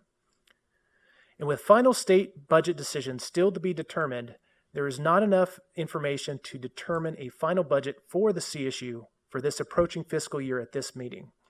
Instead, the Chancellor's Office will await final state decisions before finalizing the CSU budget, pursuant to the board resolution passed in November of 2015 that authorizes the Chancellor to adjust and amend the support budget to reflect changes in the assumptions upon which the budget is based.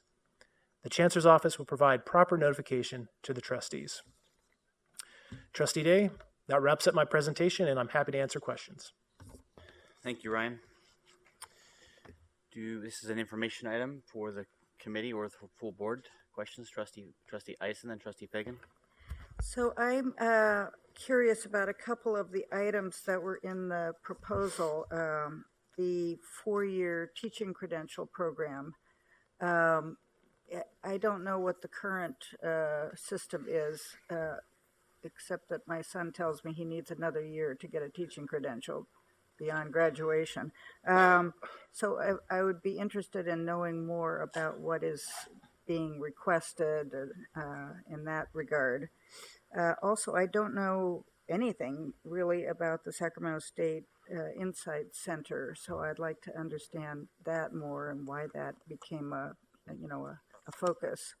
But am I correct that the original proposal of 140 million plus 35 in deferred maintenance and 35 for energy is still there, plus these additional items that you just described for us?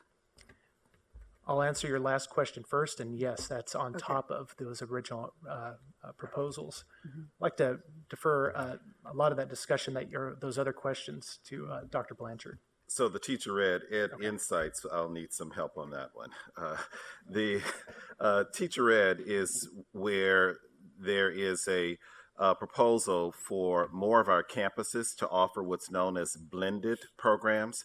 The way that our teacher preparation programs run right now is that you have your undergraduate degree and then you have one more year that's for certification. So it's a 5-year program. However, there are some of our campuses that offer the blended program, which provides the opportunity for students to be able to complete the programs, the 5-year program, within a 4-year period.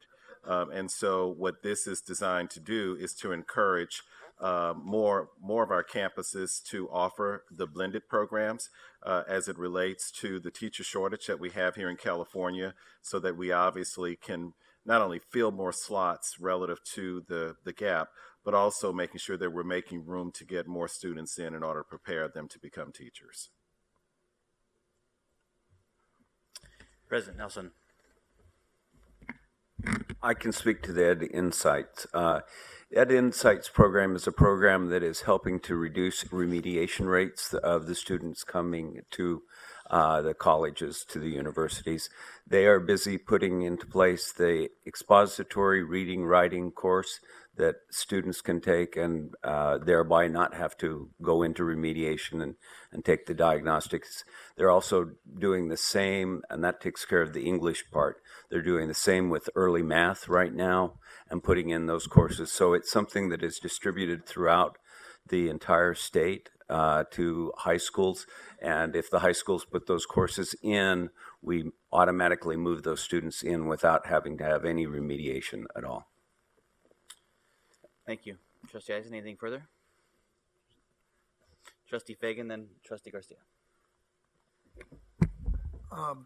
So I understand from what I gather, the 25 million allocation for graduation rate success is contingent on us coming up with appropriate goals. Is that right?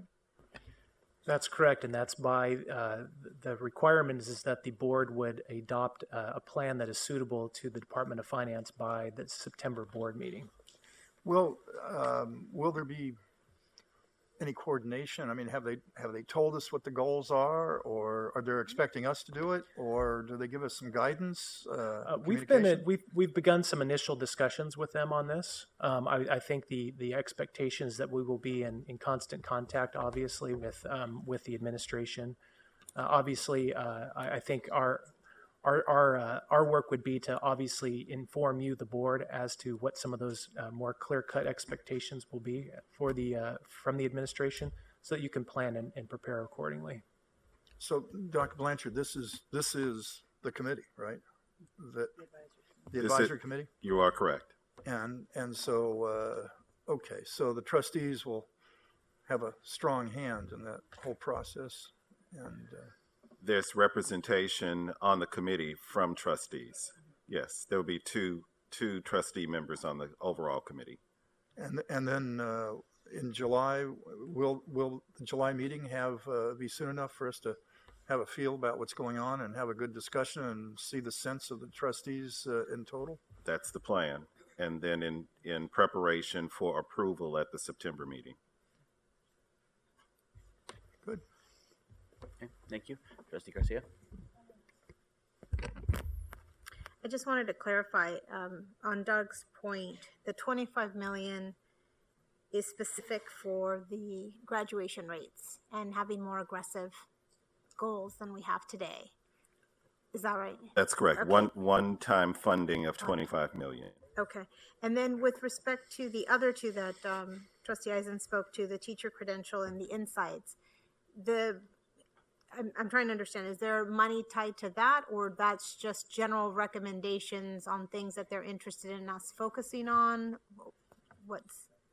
I can answer both of those. Okay.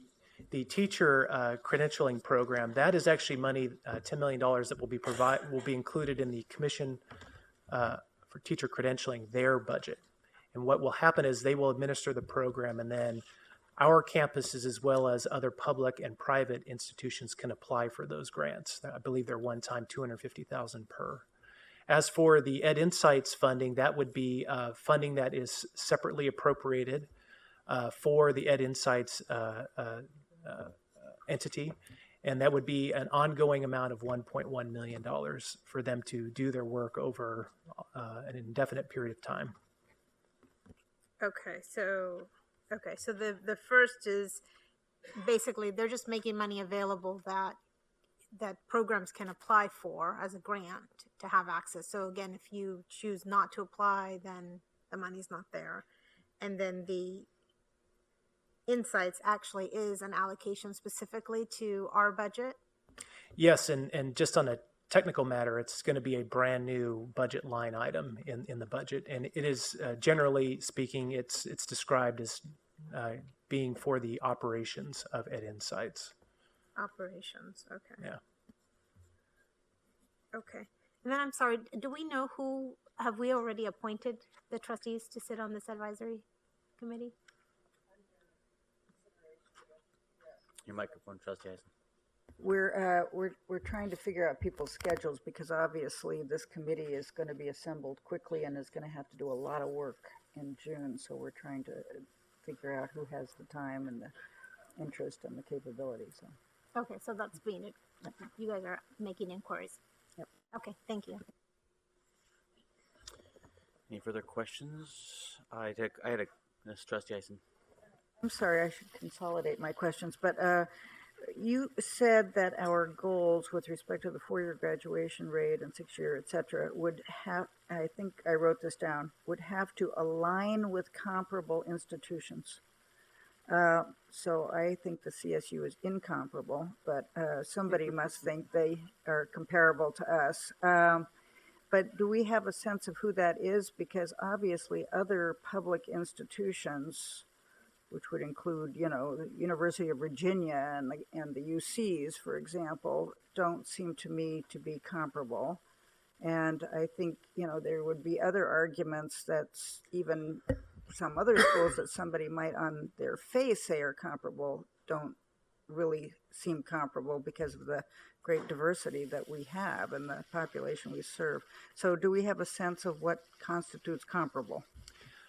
Let me start, and then I'll hand it off to Dr. Blanchard to finish. The first part of the discussion is, well, what are those comparable institutions? Now, the administration has indicated to us that they are willing to work with us in terms of developing who those comparable institutions are. So that's still something, what I mentioned earlier about those initial conversations. So we need to actually circle back with them and really pin down what those institutions are. And then And I was just going to add that if we are looking more nationally, and of course that's not necessarily the best comparison group, but if you compare us to all public institutions, which would include Research 1 intensive campuses, their 4-year rate right now is at 34.4% overall, compared to where we are at 19%. However, if you, and this is where the clarification comes in terms of who will be our actual comparison group. While we have done quite a bit of work in a number of areas in trying to determine which would be the most comparable group, it seems like it varies depending on the nature of work that we're trying to find out. So human resources may have institutions that's different from finance, that's different from student success. But the reality is that we understand that in the past, that the California Post-Secondary Education Commission had a group of comparable institutions that were used largely for the purposes of tuition and presidential compensation and faculty salaries. And if you were to look at their rates now, their 4-year rate is at 27%. Again, compared to 19% that we are, and the 6-year is 53% compared to us being 57%. But the reality is that we've got to clarify who will be our comparison group, and that'll be part of the work that we'll be doing this summer as well. Trustee Garcia. Thank you. I just wanted to, because I think obviously we're hearing from the legislature, from the governor's office. I guess it's the governor's office who is indicating the desire for us to do more, to be more aggressive in terms of our graduation rates. I don't disagree with that. I think that we should challenge ourselves, and I think that when we look at, and I know again there's a lot of factors, and as the chancellor has said, we're not making excuses.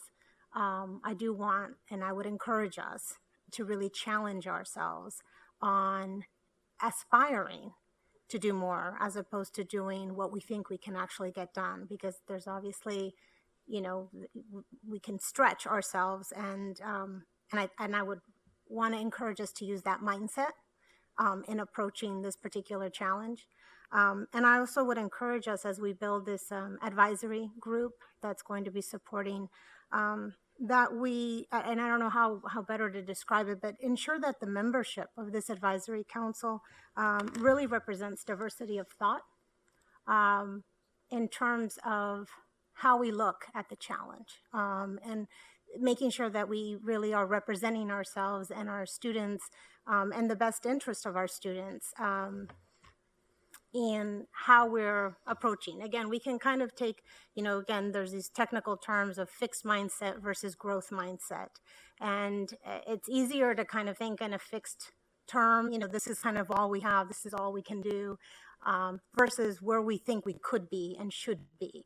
And so I just want to make sure that we are looking through that lens as we develop this advisory council that's going to help bring forward some recommendations for the rest to consider. Thank you. Thank you. Yeah, I was just thinking when I heard about the formation of this advisory group, it's almost to me more like a red team for really challenging the system and the campuses to really knuckle down and focus on this number one challenge that we're facing. So I look forward to that progress. The only other question I had, two minor questions in the report. I was just curious, the removal of the sustainability plan. Any other information as to why, or is there any concern that we need to be aware of there?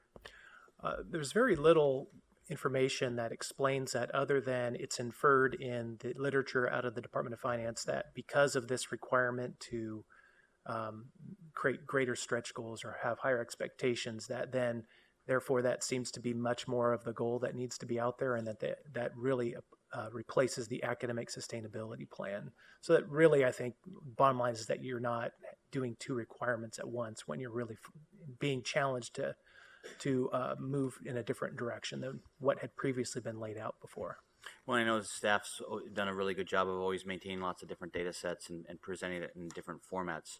So the way I understood the sustainability plan was really just reformatting and listing key criteria and goals and outcomes. So, however it works best within your shop, I think having that one comprehensive report, you've probably done it in different formats before the requirement was there, but it'd be good to see that still on an ongoing basis somehow, whether it's through our annual budget or some other report to the board. And then the reference to the online, any further information there in the May revise as to what the requirements were or the recommendations were? No, it's just still another emphasis that we need to continually strive towards using that type of technology and those sorts of resources in our campuses.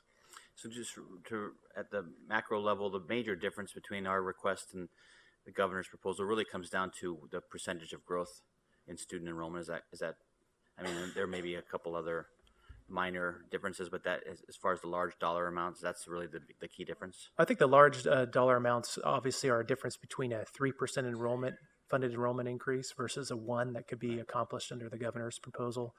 Also in question is the vast majority of the funding for the student success and completion initiatives, as well as any investment longer term in the infrastructure and capital needs of the university. But that difference between the 1% and 3%, that translates to roughly how many students that we're not going to be able to serve? It's about 7,000 full-time equivalent students per year. Per year. About the number of super seniors we have. Any further questions or comments? That concludes the work of the Committee on Finance. Chairman Mondale. Thank you, Trustee Day. Trustee Fagan, would you please convene the Committee on Governmental Relations? Thank you, Chair Monville. Committee on Governmental Relations has come to order. We have one signed up public speaker, and it's Jennifer Egan. If she's available, we're ready.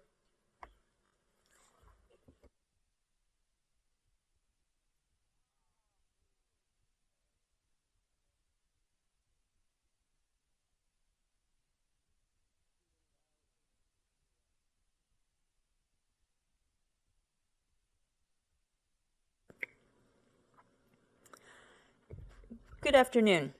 I'm Jennifer Egan from CFA. Following up on my call for hope of improved communication going forward this morning, I hope that in the future we can discuss legislation in a detailed way, though again, I'm sure we will not always agree. It's no secret that both we and the CSU sponsored legislation and certainly take positions on legislation affecting the CSU. I think it's in our best interest to have conversations about this and develop joint strategies where we can. I hope that we can do this going forward. One piece of CFA-sponsored legislation is AB 2019, which seeks to establish a salary scale for the faculty. Our intent with this legislation is to provide what all other state employees have, a regular salary schedule that provides regular, consistent, and predictable reward for service and experience.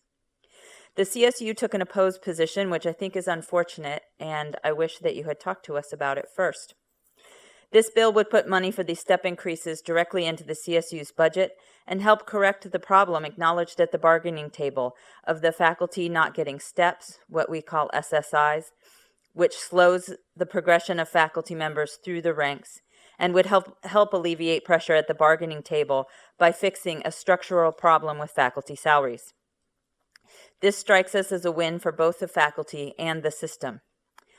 In addition to opposing the bill, you have also falsely inflated the cost of the bill by 2.5 times the real cost by treating what is effectively an SSI like a GSI.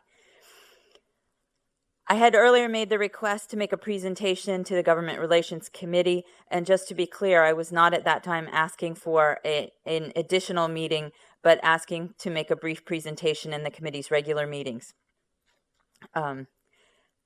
We would be very happy in the future to listen to the CSU's GR committee and team's presentations to us as well, and I think that there's legislation that we could work on together going forward. Thank you.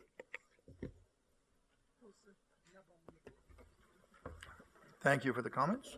And the first item on today's agenda is the approval of the minutes from the March 2016 meeting. Are there any objections to the approval of the minutes? Hearing none, the minutes are approved. There's one informational item on today's discussion agenda, a legislative update for the 2016 legislative year. Vice Chancellor Garrett Ashley, please introduce the item. Thank you, Trustee Fagan.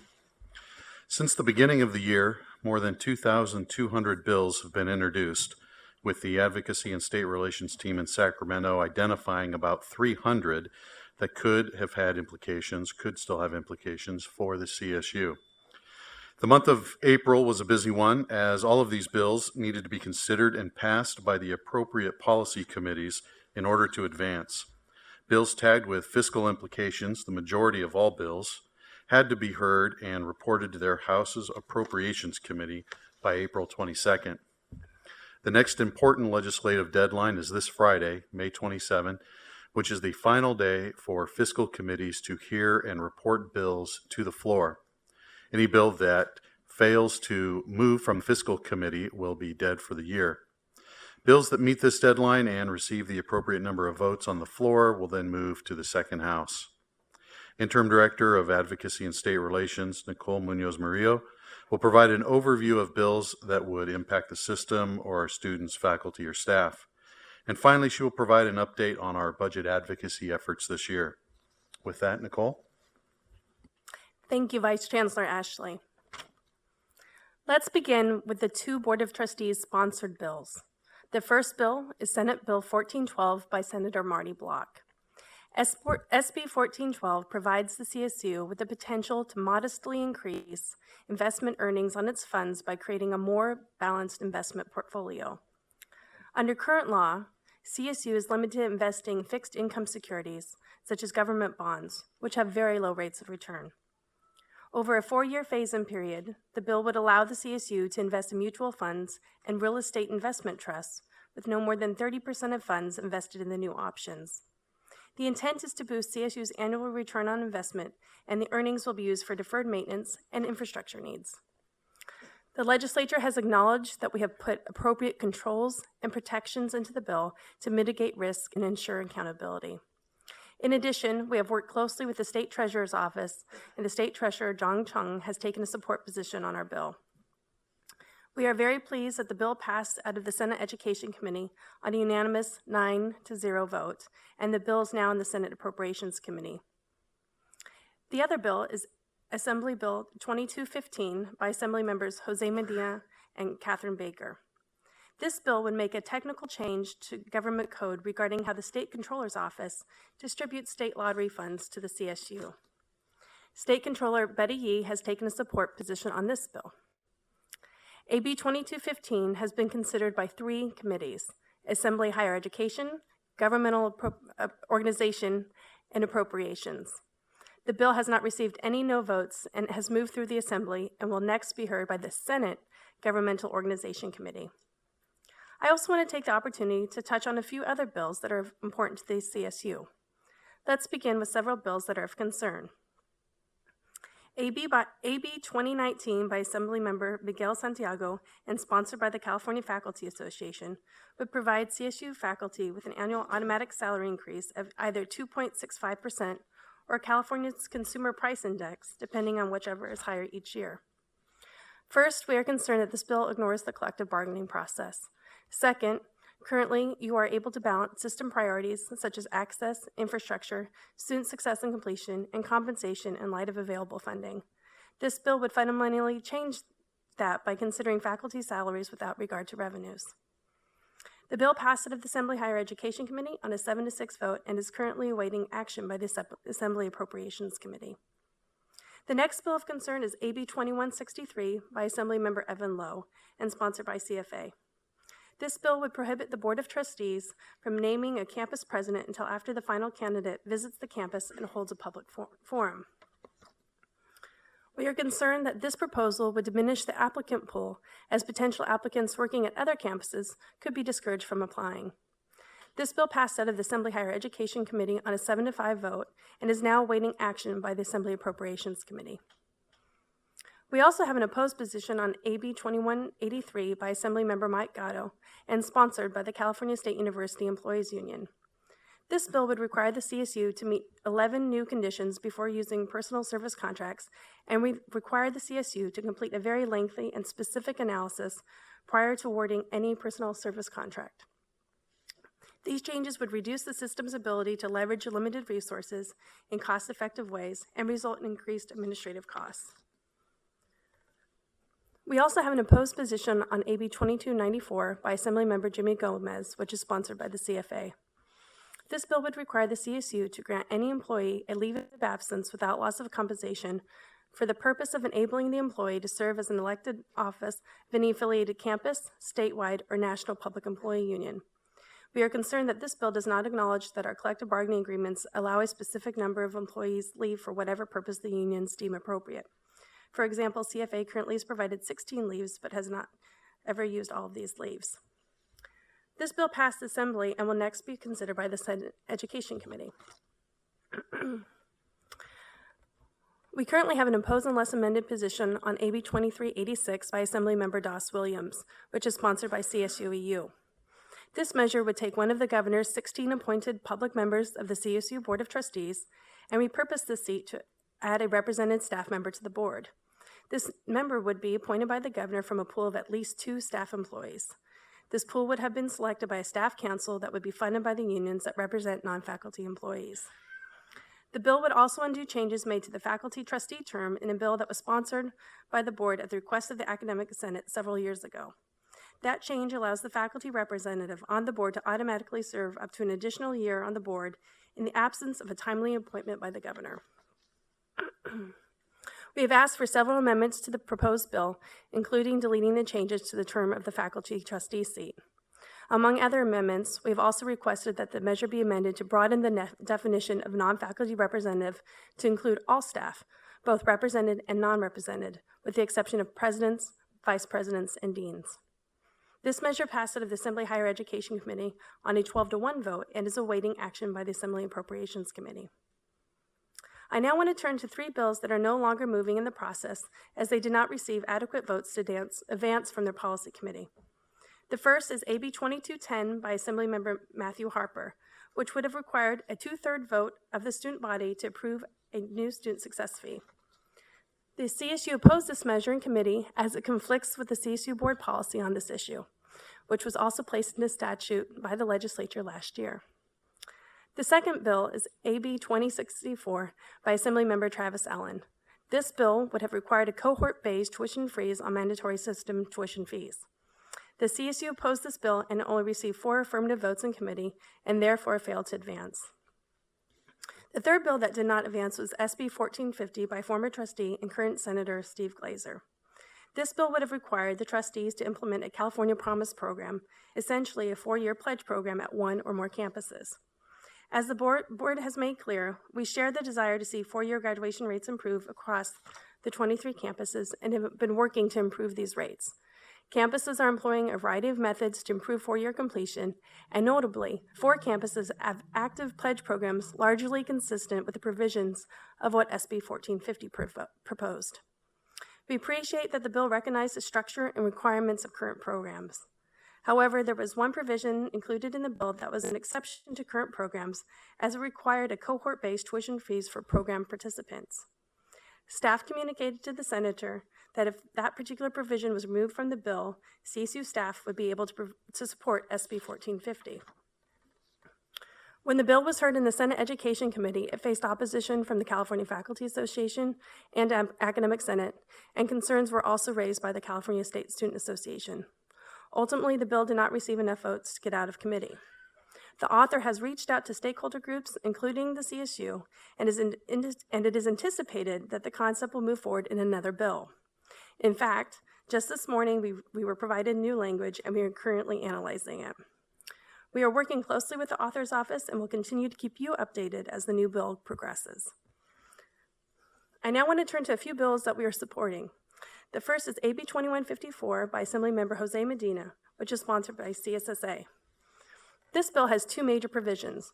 The first would change the terms of the student member of the California Student Aid Commission, otherwise known as CSAC, to ensure continuous student participation on their board.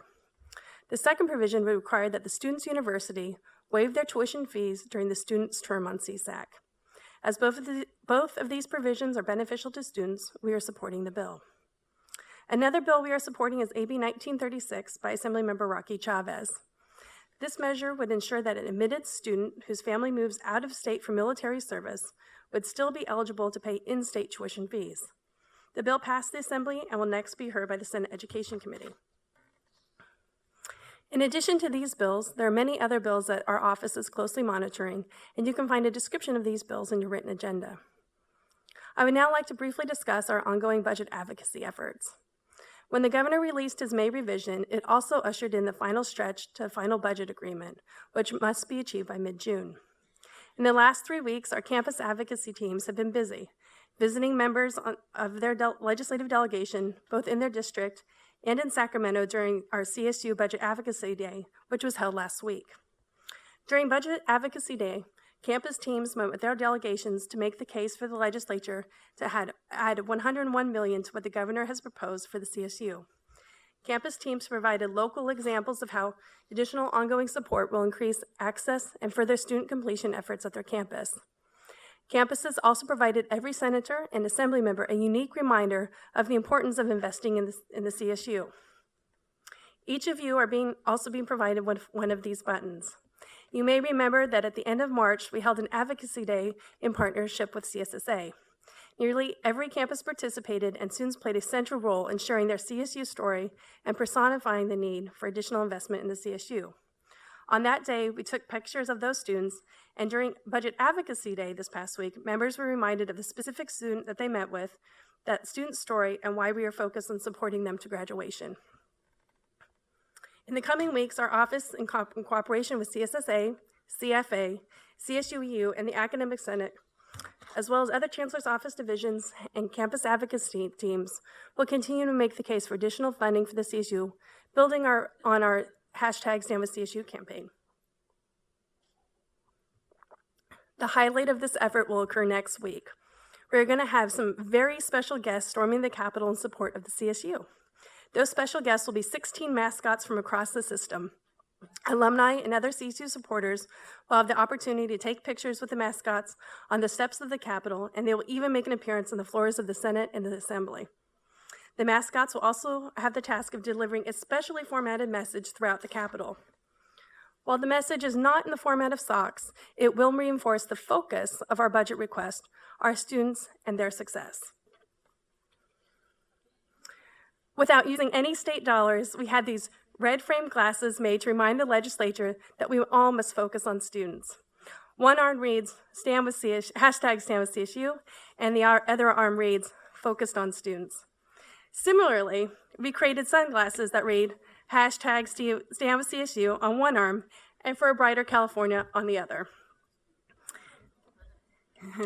Given that the state has many competing fiscal priorities, we believe it is important to provide innovative and fun ways to engage the legislature in regard to the funds the system needs to serve our students and the state.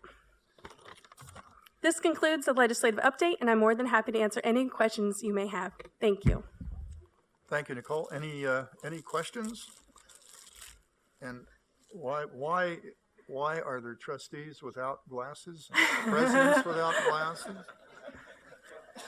Oh, mine are dark. I can't see anything. This place looks better. All right. There's one holdout. So if I are there any questions? You're gonna have to speak up because I can't see anything. Sorry. Thank you, Nicole, for that report. I'm curious to know, Senate Bill 1050 provides grant funding to improve college-going rates in K-12, and we're taking a non-support. What's the reason for that? I think it's because we're still analyzing it. It was actually amended late in the process, and I think that there's also budget elements there. And so generally when there's a budget implication on general fund, we tend to stay neutral. Well, if it's an area that would certainly help us facilitate the numbers of eligible students to pursue higher education, and if it's in our interest and there's grant money involved, I certainly would recommend that we support the bill. Thank you. see me, Doug? Lupe? All right. I just had a question from a process standpoint. So obviously there's a lot always in play. And I guess I'm just wondering, just to your point here, how is it that we are ensuring that the trustees' perspective on some of this legislation is discussed and brought forward before we take a position to support or not support? Like, how can we coordinate ourselves in such a way to ensure that the perspective of the trustees is that we have the opportunity to weigh in a way that's timely? And again, I'm sure there's not an easy answer, but I'm just curious what we've considered so far and what we think we might be able to do on that. Maybe I could jump in there. Sure. I was going to explain what we had done this year, but we did it with you, so you can explain it if you prefer. The issue of trustee involvement in deciding on bills, on our position, has been an ongoing discussion, open and honest, and I don't think we're there yet. We've come a long way. I'll be quite open about what the past had been when I got on this committee. The process was basically that every other year there was a resolution passed that set out some broad goals and attitudes by the trustees. And from that, the staff would intuit how the trustees would want each bill, how the position would be on each individual bill.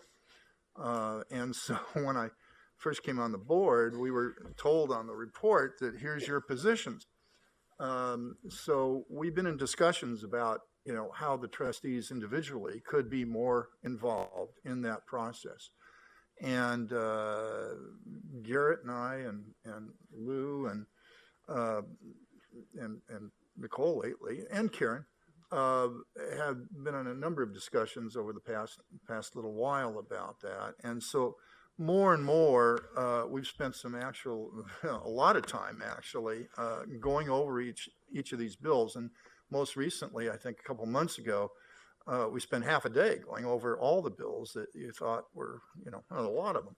And quite frankly, one of the issues that came up in that was 99.9%. It was Kelsey and me on the phone with Garrett and Nicole, trying to work out our positions. And all of the bills that they had proposed that we take positions on, I think Kelsey and I were in agreement on, sometimes even making suggestions for tweaking it or tougher. There was one bill that we were a little in disagreement about. And so there were some of us on the committee who wanted to take one position, and some of the people on the committee wanted to take another position, and staff. And that was the only time, I think, in the last year that I know that there was any disagreement. But quite frankly, what it created was a difficult position, I think, for Garrett and his people, because there's not really in place a procedure to figure out what do we do when that happens, when some trustees want to go one way and some want to go another way, and all that sort of thing. So hopefully we're going to, I won't be in this position to be able to help on that. I'll have 2 cents to toss in there, of course. But hopefully we're going to be, I'd like to see us explore those issues here in the coming months, and try and figure out a procedure of how the trustees' views on this. And, we don't want to be in an unwieldy, I don't think anybody wants to come to a board meeting and go through all these bills and say, is that what we want? Is that what they don't want? That won't work. But so that's the question. What's the mechanics of how we can all come to a point where we know that the trustees' voice is being heard in a reasonable, ongoing way, and in a continuing our working relationship with the staff on that generally works great. comment? Thank you, Trustee Garcia, and thank you for your explanation. I would be extremely excited if over the next year we could come up with practice and protocol, because if publicly the full board is articulated as either moving forward in support or negatively in support or in lack of support of something that was going in front of the legislature, I think we should all feel comfortable about and I don't know how that mechanism would play out, but surely I'm excited to hopefully work with you all on that this year. Great. I've had a few suggestions, by the way, of how that could play out, but we'll talk about that. Ugo? Well, I want to second what Trustee Abrego has said about this particular bill about, supporting K through 12 education. I mean, that's, to me, I think that's really clear that a lot happens in the early grades. That's what's happening. And I think that's what I was referring to earlier in my comments, in the earlier presentation, is we really do need to work closer with the K through 12 and be supportive, because if we are able to teach, get these students from K through third grade and read at third grade level and beyond, that we're going to be able to get more prepared students coming to the CSU, and that improves, everybody's situation. Trustee Garcia, did you? Yeah, I just thought, just as folks are evaluating how we can get our arms around getting the trustees' perspective, especially around, again, because obviously this is a much smaller percentage of what's out there, but the things that are really going to have an impact or could potentially have an impact. I'm just curious if you all know, and if not, just maybe something to look into, but obviously this is probably a challenge that all large public systems have, the UCs and others. So I'm just curious whether we know how they go about ensuring that the perspective of the Board of Trustees is incorporated into the positions that are ultimately taken. So again, I mean, we're not the only ones tackling this. So if there's any best practices out there, it'd be good to know what that is. James? I don't know how long you want to prolong this conversation, but I did chair the legislative committee for the South Coast Air Quality Management District Board for a number of years, and I'd be happy to talk with you about how we handle it there. But we reviewed quite a large number of selected pieces of legislation, but not as a committee of the whole, as a separate committee. It was always brought back to the board on a consent agenda for approval by the board, so that a board member could pull one of the pieces of legislation off for discussion if he or she disagreed with the position the committee took, and that way you've got a mechanism for a majority vote to resolve disputes. I'd be happy to share with anybody at some point, if they're interested, what some of the suggestions and proposals that we came up with that are fairly specific, and maybe we want to look at those later on down the road, or some kind of variation. But I think it's certainly a thing, as Garrett and knows, that we've been interested in. Trustee Day. I would just concur. I'm sure this is an issue that we can solve and resolve somehow. For as a large organization, someone who spent a significant amount of my time in my full-time job in Sacramento on a regular basis for the last 20, 25 years, you start with the proposition that Garrett and Nicole and their team up there are experts, and they're doing a great job. There's hundreds, if not thousands, of bills, and you need to be able to move quickly and be very nimble in a changing dynamic, literally day by day and hour by hour sometimes. So a huge amount of deference needs to go to staff and to be able to respond. My previous work with the county, we develop an annual legislative agenda. That's another format that could be used. And I'm sure there's a lot of models out there, but ultimately I think we need to also, as an example, just today's agenda, perhaps one thought might be as you continue to winnow these bills down, because there are so many of them, and staff's got to be able to have that judgment call to know what kind of is above the line or below the line. But maybe doing a one-way communication to each trustee, as we see just a one paragraph summation of what each bill has.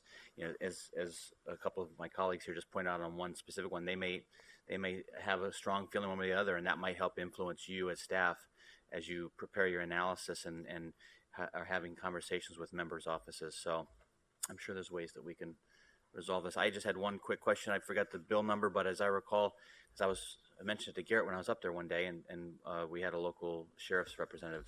It was, I believe, Member Cooper. Member Cooper had a proposal for deceased peace officers. My question is actually more just because knowing that when you take a position on a bill, support, oppose, or no position, my fear is that is this one of those bills where our no position is going to try, essentially stop the bill? Or because I know we don't necessarily want to have the legislature dictate tuition policy, but we have a number of categories of eligible students who get tuition waivers, and it seems to me, children of a deceased peace officer would certainly be, merited. So I just want to make sure we're not inadvertently killing that bill. No, and I don't think we are. I'll let Nicole fill in the blanks here on some of the specifics if I'm off the mark at all. But it's a consistent position we've taken in the past with fee waiver bills along those lines, whether it's been a peace officer or military or fire, what have you. And more often than not, I believe they've made it through quite fine. It's more a matter of it's a waiver and lost revenue that adds up over time. But no, it's certainly not something we would be opposing overtly or covertly. Chair Mondo. I appreciate feedback from my colleagues, and I know this is something that the Trustee Fagan has put a ton of time into. I think Trustee Garcia's suggestion at looking at what other systems do is illustrative and would prove valuable. There's one in particular, our sister system here in the UC in California, which is illustrative of what I fear for this board. I do not want to see this board in a position, as I watch you from afar, in a position like they commonly have in the UC, where the Board of Regents has one position and the Office of the President has another. I think that while I agree with Trustee Fagan, there are things we could do to improve the system that I think would be beneficial to this board, beneficial to the Chancellor and the team. I think creating a system as they've adopted in the UC, which pits half the system against the other, would undermine a lot of the great work that our team in Sacramento has done to date to keep the team unified. And so as you all continue to explore this in my absence, I would hope that you would keep in mind that the beauty of the system is having a broad policy perspective influencing the decision of our staff, and allowing our staff to have the ability to be nimble and flexible in an ever-changing legislative dynamic and environment in Sacramento. And I wish you well in that endeavor. He's already speaking like he's gone.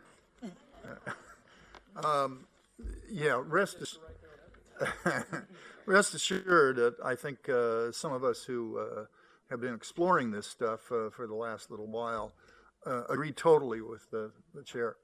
The idea is we've all got to be on the same path here to be effective and operate in a collegial manner. And some of the proposals always included, ideas that if the staff had breaking news or things changed, that they would be completely on their own to go ahead and respond to that as they see fit, and then just let us know. But I think what Trustee Garcia says, and a couple others, and myself, is that we want to make sure that the trustees have an input, and maybe on a basis that's effective and in a way that is efficient, but at the same time allows operations to go ahead. And there are ways to do that and not get bogged down, and certainly never to have two competing results. We all got to work together, and there's ways to do it, and I'm sure we'll find that solution here over the next little while. Any other questions? Sunglasses? Kelsey? I don't want to belabor the point, but I figured I'd jump in since I've been the vice chair and have been working with you on this. The only thing that I wanted to clarify is that at the end of the day, that a trustee was involved in every single one of these bills and made the final call on every single one of these bills. So there wasn't one bill in here that staff didn't consult with either myself or Trustee Fagan on. And lastly, just because she's not here, I want to echo the words of our great colleague, Margaret Fortune, that we need to be thoughtful and we need to be careful and we need to make sure that any action that we do here to involve ourselves in this process empowers our staff at the end of the day to continue to do the amazing work that they do up in Sacramento that has made us so successful and so well respected up there. Thank you. All right. Anything else? So I personally wanted to thank Nicole. Sorry, before you thank anyone, and I thank both of you for your information, I just want to say, because just to Trustee Brewer's comment, I appreciate it. Thank you for clarifying the role of the trustees and the different acts. My point is only that we do need to operate as a board, and that while, you know, we have trust and confidence in each other representing the respective groups, it's just finding a mechanism, because I think there is a solve. I think there is a solution that allows for us to balance all the different competing interests in making us remain, you know, allow the staff to do what they need to do. But it's kind of hard to kind of see this saying, here's our position, and we don't feel like we've had a voice in saying that, each of us individually and collectively as a board. So that's what I'm speaking to. But I do appreciate that obviously our board of trustees, when they're on committees, they're engaged. So I don't have any concerns around that. So again, I feel confident that we'll get a solution. Thank you. I think I'd second Trustee Garcia's comments, and I think what she's put her finger right on is a feeling and a concern that we've been working on, and hopefully we'll come to a conclusion here that works for everybody. I started to say, wanted to thank Nicole for all her hard work and jumping in there as an interim. It's a difficult job, and she's been great, and we look forward to working with her with the new leadership in there. And I personally want to thank Vice Chancellor Garrett Ashley for all his hard work, and we've gotten to be friends and colleagues and work together very well. And he's really been effective, and I look forward to him continuing to be effective without, you know, my making his life miserable. So anyhow, nothing else. I think that concludes the meeting of the Governmental Relations Committee. Thank you very much, Trustee Fagan.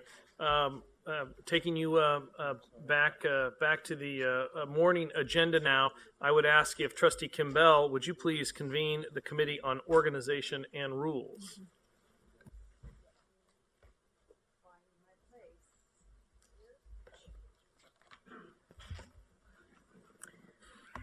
Good afternoon. I would like to call the Committee on Organization and Rules to order. I note that no one has requested to address the committee during the public comment period today. It's now time for the committee to consider today's consent agenda. Would any committee member wish to remove the item for separate discussion? No? Okay. May I have a motion to approve the consent agenda? Is there a second? All those in favor? Aye. Any opposed? Abstentions? The items listed on the consent agenda are approved. Chair Monville, that concludes the business of the Committee on Organization and Rules. Excellent, Trustee Kimbell. Thank you. As my colleagues, Trustee Taylor and Trustee Norton, are not able to join us today, I will preside as chair in their absence and will convene the Committee on Campus Planning, Buildings, and Grounds.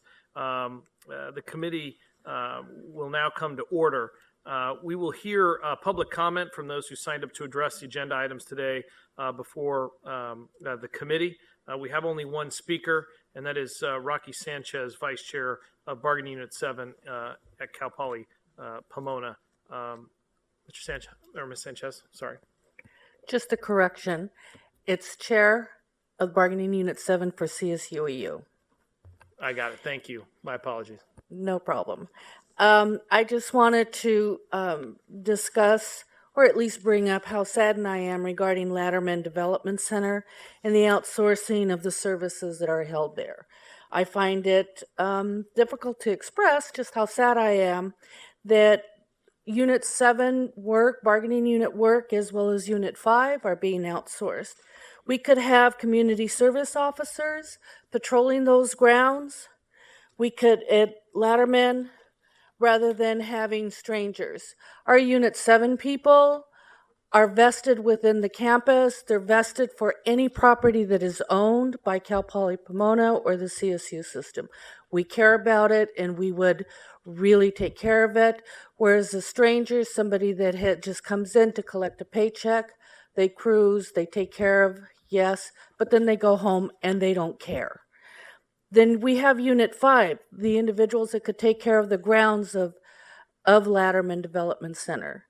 Those individuals, again, they care about what is going on. They care how the land is worked and looked after because they have a vested interest. They're proud of Cal Poly. They're proud of any of the facilities and the grounds that Cal Poly has vested into. So again, I'm very saddened by the outsourcing of those services. Thank you.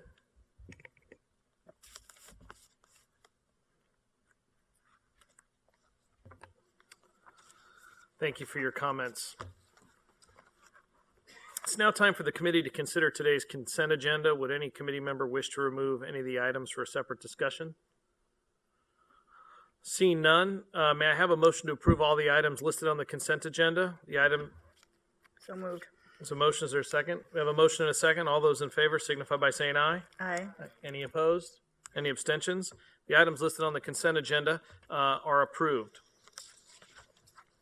The committee does have one discussion item on today's agenda. Item 4 of the discussion agenda is an information item providing an update on the status of the Latterman Development Center for Cal Poly State Polytechnic University at Pomona. The item will be presented by Steve Relier, Executive Vice Chancellor and Chief Financial Officer, and Elvira San Juan, Assistant Vice Chancellor for Campus Planning, Buildings, and Grounds. I will turn it to Vice Chancellor Relier. Thank you, Chair Mondale. At the May 2015 board meeting, the trustees approved the delegation to the Chancellor to accept the transfer of the real property known as the Latterman Development Center, which is located adjacent to Cal Poly Pomona, to the Pomona campus. The CSU executed a memorandum of understanding last July to transfer the property to the university contingent on a due diligence process. This item today is to provide an update to the board on that property, since that process has revealed some factors that require us to extend the due diligence process. Assistant Vice Chancellor Vi San Juan will now present the update. Vi? Thank you, Steve. In providing today's update, I first want to provide some site information for context and then a brief background to set the stage for the status report. This vicinity map shows the proximity of California State Polytechnic University Pomona to the Latterman site. The Cal Poly Pomona campus is at the intersection of Interstate 10 running east-west, shown at the top of the slide, and the 57 freeway running north-south. The main campus is shown at the top in the yellow outlined space, and the blue outlined space is the campus public-private partnership area, Innovation Village. The campus Spadra Farm is outlined in orange south of the campus, and the Latterman Center is shown in green. It's 287 acres. In this slide, you can see the entire Latterman site with the two entrances surrounded on two sides by the city of Diamond Bar and on one side by the Cal Poly Spadra Farm. The developed portions of the site are fairly level, and a number of the red roof buildings are visible in this aerial view. To the east of the buildings, the site consists of steep terrain. For background information, the Latterman Developmental Center was the first state home for the developmentally disabled in Southern California. Closure of the site was announced in 2010, and a notice of surplus property was circulated in 2013, and then the site officially closed in 2014. Cal Poly Pomona had partnered with the center for decades and used portions of the site for academic opportunities ranging from agricultural endeavors to assisting the center's clients. So when the surplus property notice was released, the campus expressed interest in the site. The state administration supported the property transfer to the California State University, and language was included in last year's governor's budget. As a result, the state and the CSU executed a memorandum of understanding, as mentioned by Executive Vice Chancellor Relier, and to transfer property control to the CSU from the Department of General Services. The MOU stipulates that Department of Finance will not provide funds for the transfer, operation, maintenance, or development of the property, that CSU will plan to accommodate the real property needs of 3 other state agencies.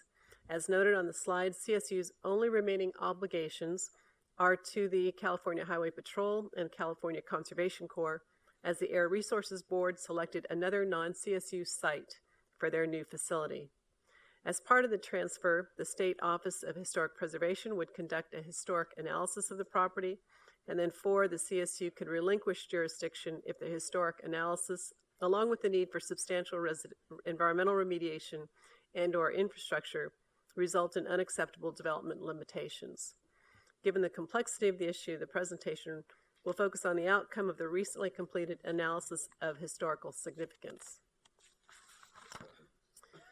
The Department of General Services submitted the completed Historical Resource Assessment Report to the State Office of Historic Preservation in February of 2016. The Office of Historic Preservation agreed with the report, finding that the Lanterman property is a historic site containing 1 historic district and 4 individually significant historic buildings. A historic district is a property consisting of a definable, unified geographic entity that possesses a significant concentration, linkage, or continuity of sites, building structures, or objects, or aesthetically by plan or physical development. In this slide, the orientation has now been shifted, so the 57 freeway now runs from left to right instead of top to bottom. The Pacific State Hospital Historic District, which is everything captured within that red dashed line, meets the criteria for a California historic landmark and is significant for its role in the California state mental health system as the first state home for the developmentally disabled in Southern California. That's the finding in the report. It is also significant for its cottage plan layout for a state mental hospital facility and for the application of Spanish colonial revival and modern styles of the property. Of the 133 structures in the district, 93 contribute to the historic district and 40 are non-contributing. So a very significant number of buildings have been deemed as part of the historic district. 3 buildings, the superintendent's residence, the administration building, and the research center are individually significant for their association with Dr. George Tarjan. Dr. Tarjan was an internationally recognized expert in the field of developmental disabilities. He pioneered clinical services, the training of personnel, and the establishment of a research center dedicated to the field of intellectual disabilities. The acute hospital is significant in its entirety for the Spanish colonial revival design of the original hospital and the modern architecture of its 1957 wing. The CSU received the Historic Resource Assessment Report in March 2016. The historic status determination means that demolition of any contributing buildings or features within the district will require a public review and study of alternatives. We have been advised by an outside historic resource consultant that neither full preservation nor complete demolition of all contributing buildings or features is readily achievable. This, coupled with prospects of the aging infrastructure and environmental remediation, led the CSU to determine that additional time is needed to assess the full scope of the impacts of the future development of the center. The Department of Finance agreed to CSU's request for an extension of time to determine whether to relinquish jurisdiction of the site with the following conditions. First, the CSU will undertake development planning in the context of the now known historical parameters. The main purpose is to determine whether the CSU can productively develop the site and how much time it will take us to develop. We anticipate this planning effort would take about a year. If the CSU decides that it cannot productively develop the site, it will inform Department of Finance by September of 17. This will give the state time to plan for the disposition to another entity. The CSU will continue to be responsible for the costs of site maintenance and security until the transfer of jurisdiction is completed around July 1st of 2018. So over the next year, Cal Poly Pomona will continue assess development options and to plan to report back to the board its findings and recommendations. That concludes my presentation. I'd be happy to answer any questions.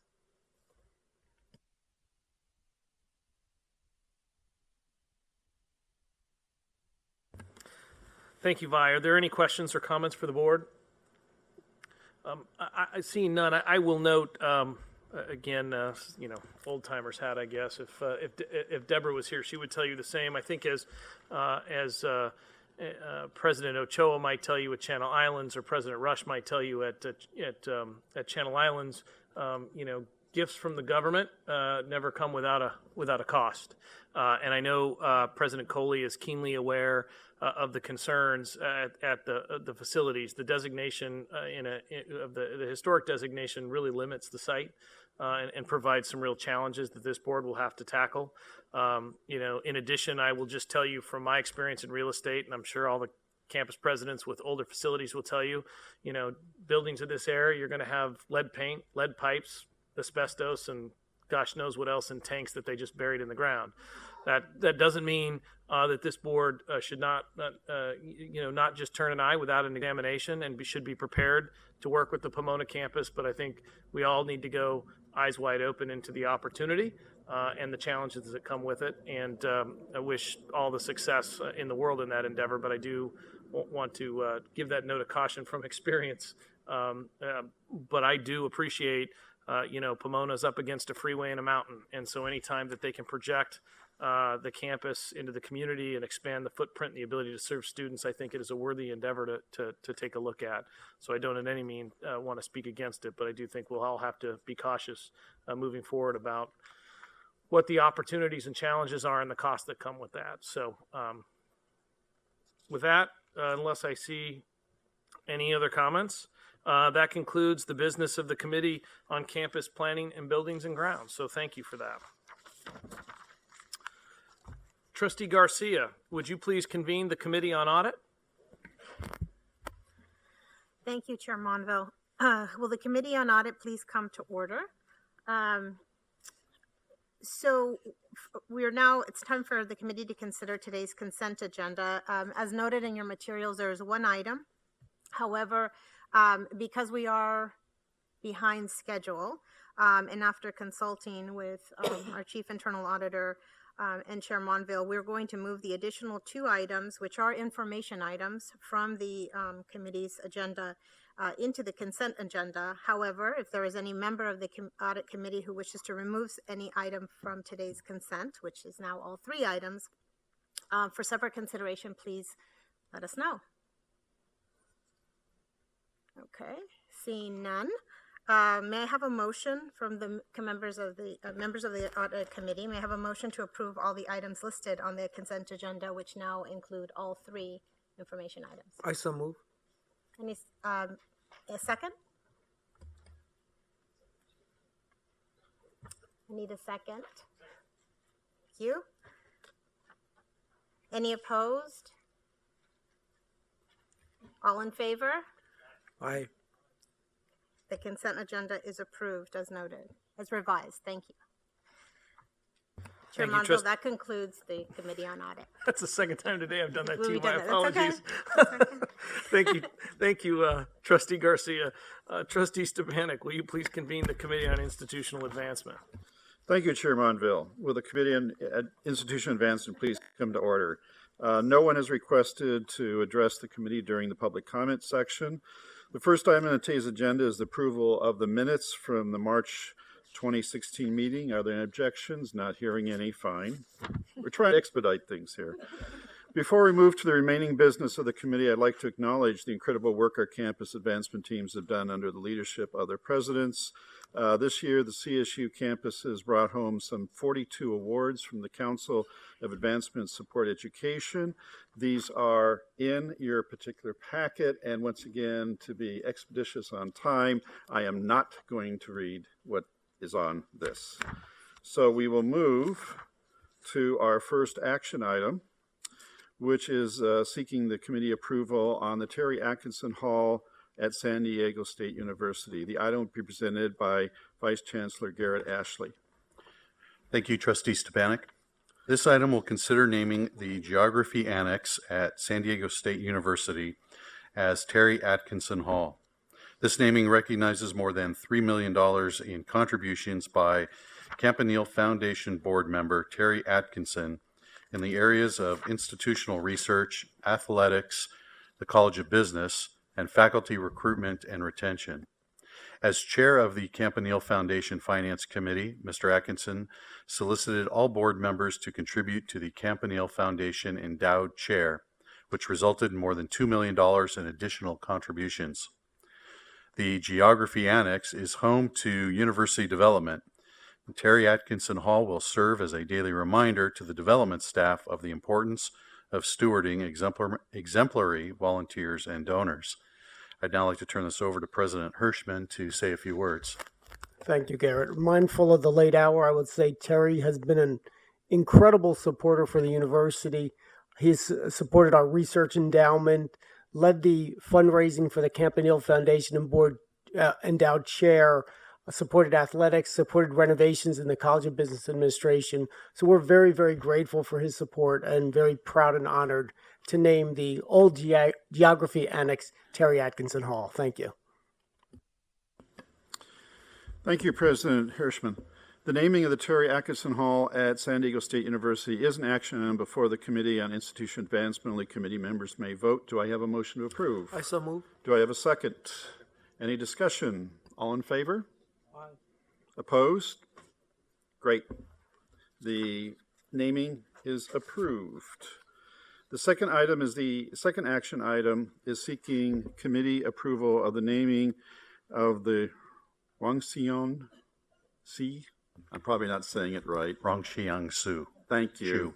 College of Education and Human Services in Rongxiang Shu Bioscience Innovation Center at California State University, Los Angeles. This item will once again be presented by Vice Chancellor Garrett Ashley. Thank you, Trustee Stepanek. The proposed naming before you today recognizes the $10 million commitment by Dr. Li Li and Mr. Kevin Liu in memory of their late husband and father, Dr. Rongxiang Shu, whose advances in burn therapy continue to benefit countless patients. The College of Health and Human Services includes the schools of nursing, criminal justice, and criminalistics, social work and kinesiology, and nutritional science, as well as the departments of public health, communication disorders, and child and family studies. The Future Bioscience Innovation Center will feature up to 20,000 square feet of lab space dedicated to bioscience research and collaboration. I'd now like to turn this over to President Covino to say a few words. Thank you. Dr. Rongxiang Shu was a scientist, inventor, and entrepreneur whose advances in burn therapy continue to benefit patients. After witnessing the pain experienced by burn patients, Dr. Shu set out to discover ways to reduce that pain. His determination and his entrepreneurial spirit led to the development of a unique new therapy that helps restore the physiological structure and function of the burn victim's skin, accompanied by a reduction in pain and a reduction in more serious consequences. Through the generosity of his family, Dr. Shu's legacy continues.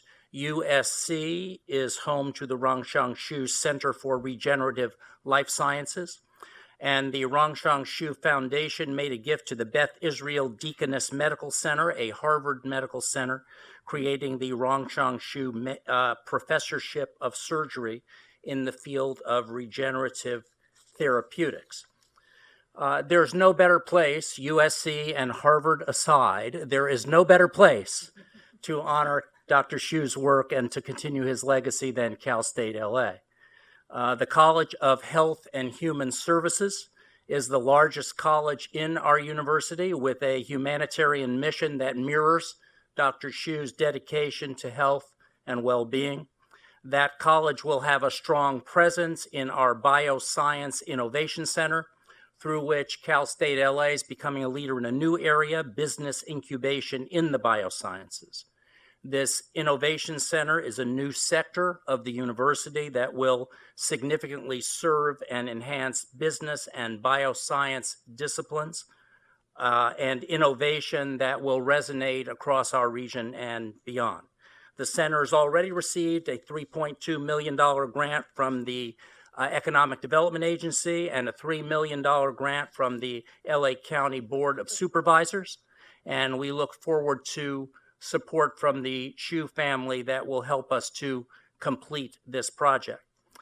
So in recognition of Dr. Hsu's great contributions and his family's generous gift to Cal State LA, we propose naming the College of Health and Human Services the Rongshang Hsu College of Health and Human Services, and naming our Bioscience Innovation Center the Rongshang Hsu Bioscience Innovation Center.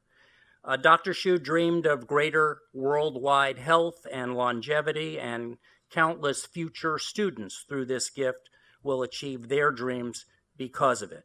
We look forward to a long and warm relationship with the Hsu family and are delighted to memorialize Dr. Hsu's legacy through this gift. Thank you, President Covino. The naming of the Rongshang Hsu College of Health and Human Services and the Rongshang Hsu Bioscience Innovation Center at California State University, Los Angeles is an action item before the Committee on Institution Advancement. Only committee members may vote. Do I have a motion to approve? I so move. Do I have a second? Any discussion? All in favor? Aye. Any opposed? The naming of the Rongshang Hsu College of Health and Human Services and Rongshang Hsu Bioscience Innovation Center is approved. Chair Monville, that concludes the business of the Committee on Institutional Advancement. Trustee Stepanek, thank you very much for that. The board will now adjourn into closed session to discuss executive personnel matters, and then we'll reconvene tomorrow morning at 8:30 in public session.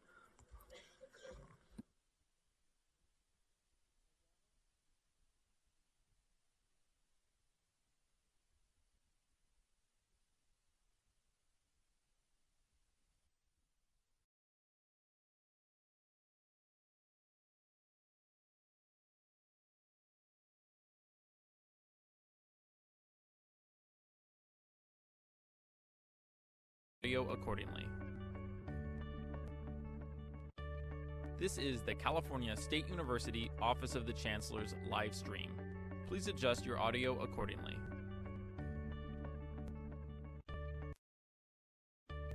This is the California State University Office of the Chancellor's live stream.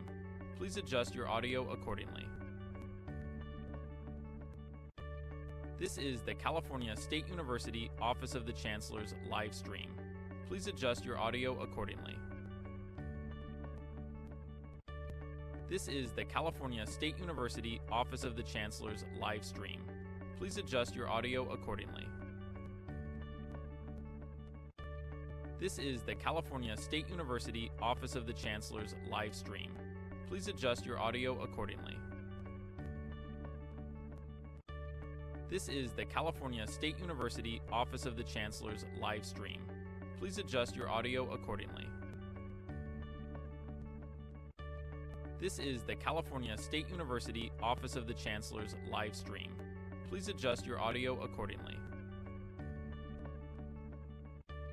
This is the California State University Office of the Chancellor's live stream. Please adjust your audio accordingly.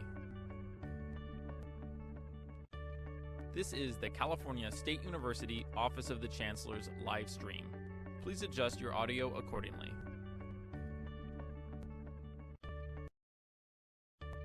This is the California State University Office of the Chancellor's live stream. Please adjust your audio accordingly. This is the California State University Office of the Chancellor's live stream. Please adjust your audio accordingly. This is the California State University Office of the Chancellor's live stream. Please adjust your audio accordingly. This is the California State University Office of the Chancellor's live stream. Please adjust your audio accordingly. This is the California State University Office of the Chancellor's live stream.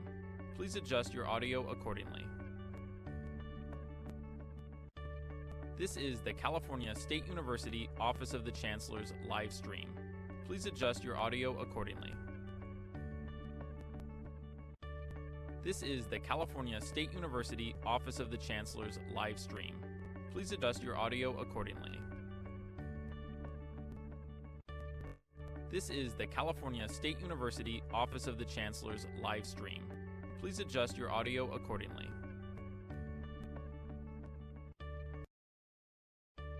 This is the California State University Office of the Chancellor's live stream. Please adjust your audio accordingly. This is the California State University Office of the Chancellor's live stream. Please adjust your audio accordingly. This is the California State University Office of the Chancellor's live stream. Please adjust your audio accordingly. This is the California State University Office of the Chancellor's live stream. Please adjust your audio accordingly. This is the California State University Office of the Chancellor's live stream. Please adjust your audio accordingly. This is the California State University Office of the Chancellor's live stream. Please adjust your audio accordingly. This is the California State University Office of the Chancellor's live stream. Please adjust your audio accordingly. This is the California State University Office of the Chancellor's live stream. Please adjust your audio accordingly.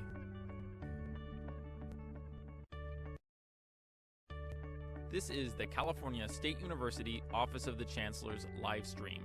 Please adjust your audio accordingly. This is the California State University Office of the Chancellor's live stream. Please adjust your audio accordingly. This is the California State University Office of the Chancellor's live stream. Please adjust your audio accordingly. This is the California State University Office of the Chancellor's live stream. Please adjust your audio accordingly. This is the California State University Office of the Chancellor's live stream. Please adjust your audio accordingly. This is the California State University Office of the Chancellor's live stream. Please adjust your audio accordingly. This is the California State University Office of the Chancellor's live stream. Please adjust your audio accordingly. This is the California State University Office of the Chancellor's live stream. Please adjust your audio accordingly.